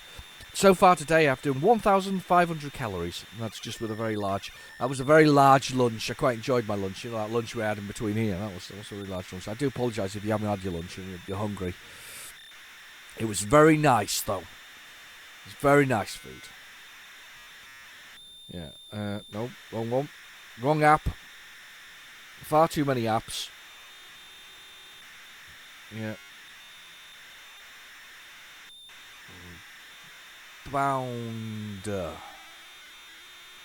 I have found the Bounder. The re-release, the Spanish re-release, is twice as long to load as the modern, as this version. He says. However, this version seems to be taking a while to load. So we'll see. We'll see if it loads. I think we're going to be lucky with this one because there's some flashing blocks in the middle of the screen. But if it does load, it does load. As I say, play a tennis ball and you have to bounce your way across the city roofs. As he's doing below. Marvellous. Marvellous. That was my Rimmer impression there. That was it. Marvellous. Chris Barry. Don't see them around that much nowadays. There we go. There we go. Brace yourselves. It's failed. Right, let's change it over to the other one. Let's get this. Let's push this button and let's load it from here. Let's do it. Right. Okay. Play. Boom. Do it from this one. We'll know it's better. Yeah. Don't see them very much, do you, Chris Barry? Unless he's in other things. To be fair, because I don't watch much, I guess, live telly anymore. Yeah, I don't really see these things. I actually kind of miss that. Because remember, once upon a time, you kind of watched telly as a kid, as you ran up to it. I think the kids miss it as well, to be honest with you. And as a result, I think they lack things that we kind of do. Because you had to watch the BBC and ITV and all these other things. And they had very strict rules about how they programmed telly. So you'd end up with a nature programme. So it'd be like Sir David Attenborough would be on it. And you little sod. Not you. This. That was painful. That was just stop. You can wait. Let's try it again. I'm going to do a tape loader for the hell of it. Play. Anyway, so but you'd get a mixture, wouldn't you? You'd get a program on lions eating each other and like eating other things, and then you'd have a mixture you'd have like something like Country File in between, so you learnt about cows needing mucked out and stuff like that, and then you'd have an occasional movie, and you all watched it as a family, so you were all kind of force-fed the same diet of information. Nowadays, you can avoid it all. You can just watch the same stuff over and over again, thus never expanding your intelligence or any other thing. I'm actually thinking about subscribing to one of these services where I can listen to audiobooks. I kind of miss kind of reading and sort of learning additional things. So I think I need to do a few of those. That's just stopped again, hasn't it? Bloody hate this. Let's try the. I am getting frustrated this week. It's unlike me. I know it can go wrong, and it has a tendency to go wrong, and we kind of accept it because it's what's on the tape. It's the nature of the beast, but it's just annoying when it keeps going wrong. This week's been one of those where it's kept going wrong and wrong and wrong, and you've had to watch episode after episode after episode after episode. Well, not episode, but I've had to stop and start as well because my wife is upstairs, as I say, destroying the bedroom. I don't think she's destroying it, but she's up there, working on the bedroom, sort of, doing the ceiling. She's under instructions that boings. It's called boings in couldn't be called bounder. No, it's called boings in Spain. Getting a good boinging. Anyway, so she's under strict instructions, and they swapped the way around. It goes. It's boinging the other way. They flipped the whole image.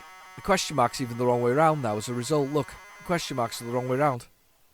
That's hilarious.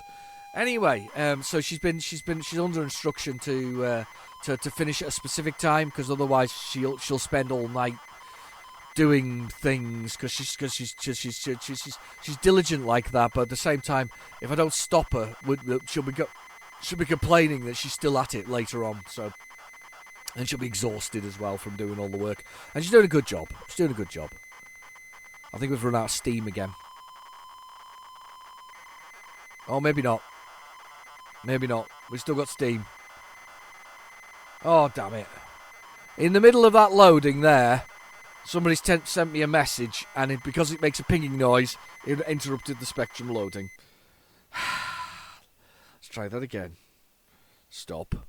Load. Dit. Please don't reply to any messages, people.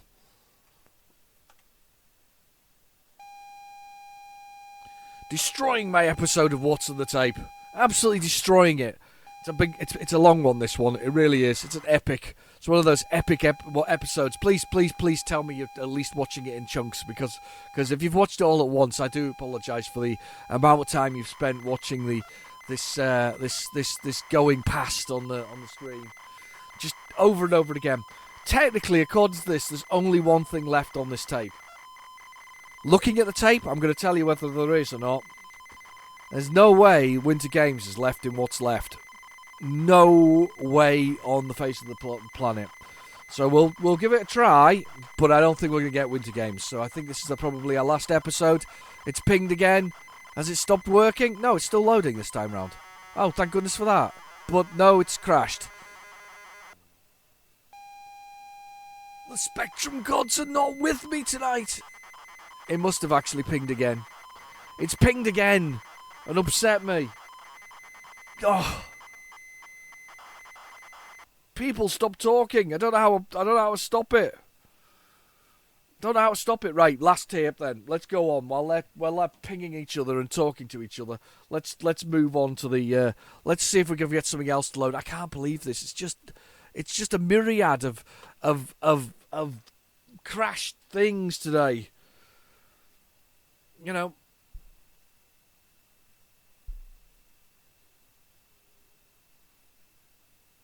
God, it sucks. It sucks so much that it doesn't work. New. Load it. This is so frustrating, peoples. Sorry for you, because you've had to watch it. I don't think there's going to be anything else on this, though.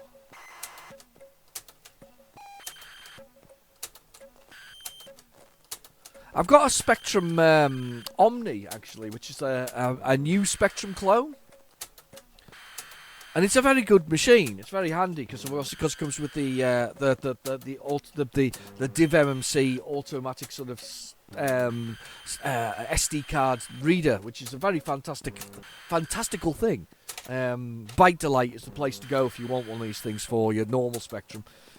Very useful for auto loading, but you miss out on all the joy and the beauty and the aggravation of the machine not loading. You know, that's the things you're going to miss out on. All of the pleasure of and pain of of this not happening. You know, this is what loading a Spectrum's all about.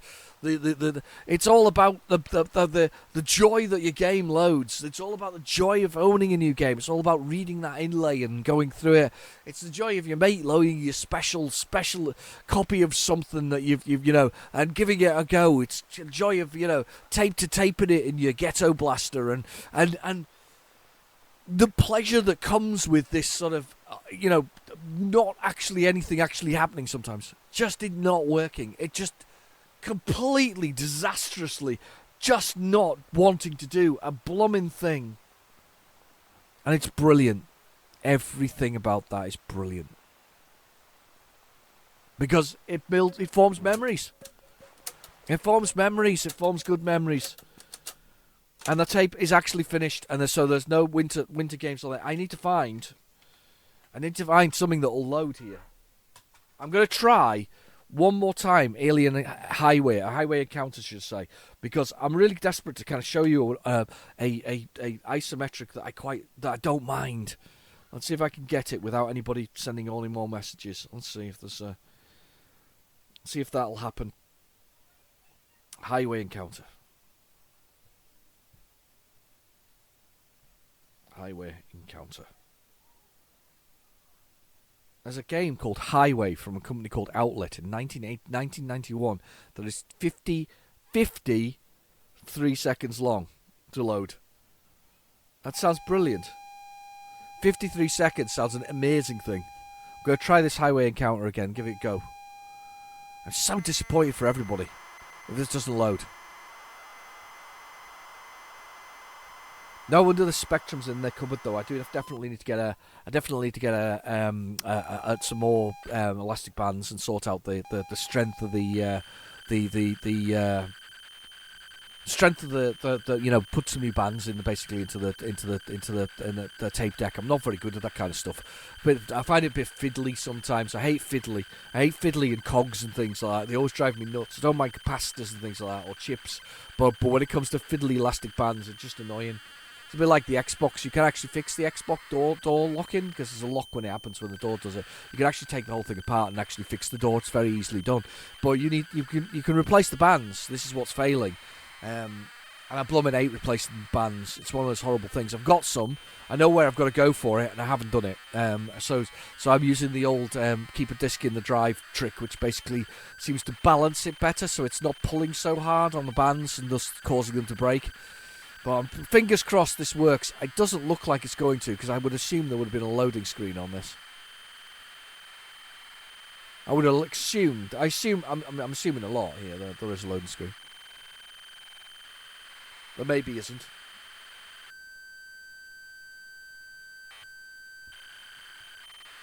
It's like Strange Loop. I mean, I think I mentioned this last week. Strange Loop is a game that I want to love, but it never loaded. It only loaded twice back in the day, and we just left it on because it was like this is a great game, but it never really worked. Very tough to actually do. I'm looking behind me to see if I can see Kung Fu Knight. I can't, you know. I've got quite a lot of the Firebird range, and I can't see Kung Fu Knight. Definitely not there. Definitely not there. This is going to load in a second, by the way, and it's not going to load. It's very close to finishing loading, and it's not going to load. I know it isn't.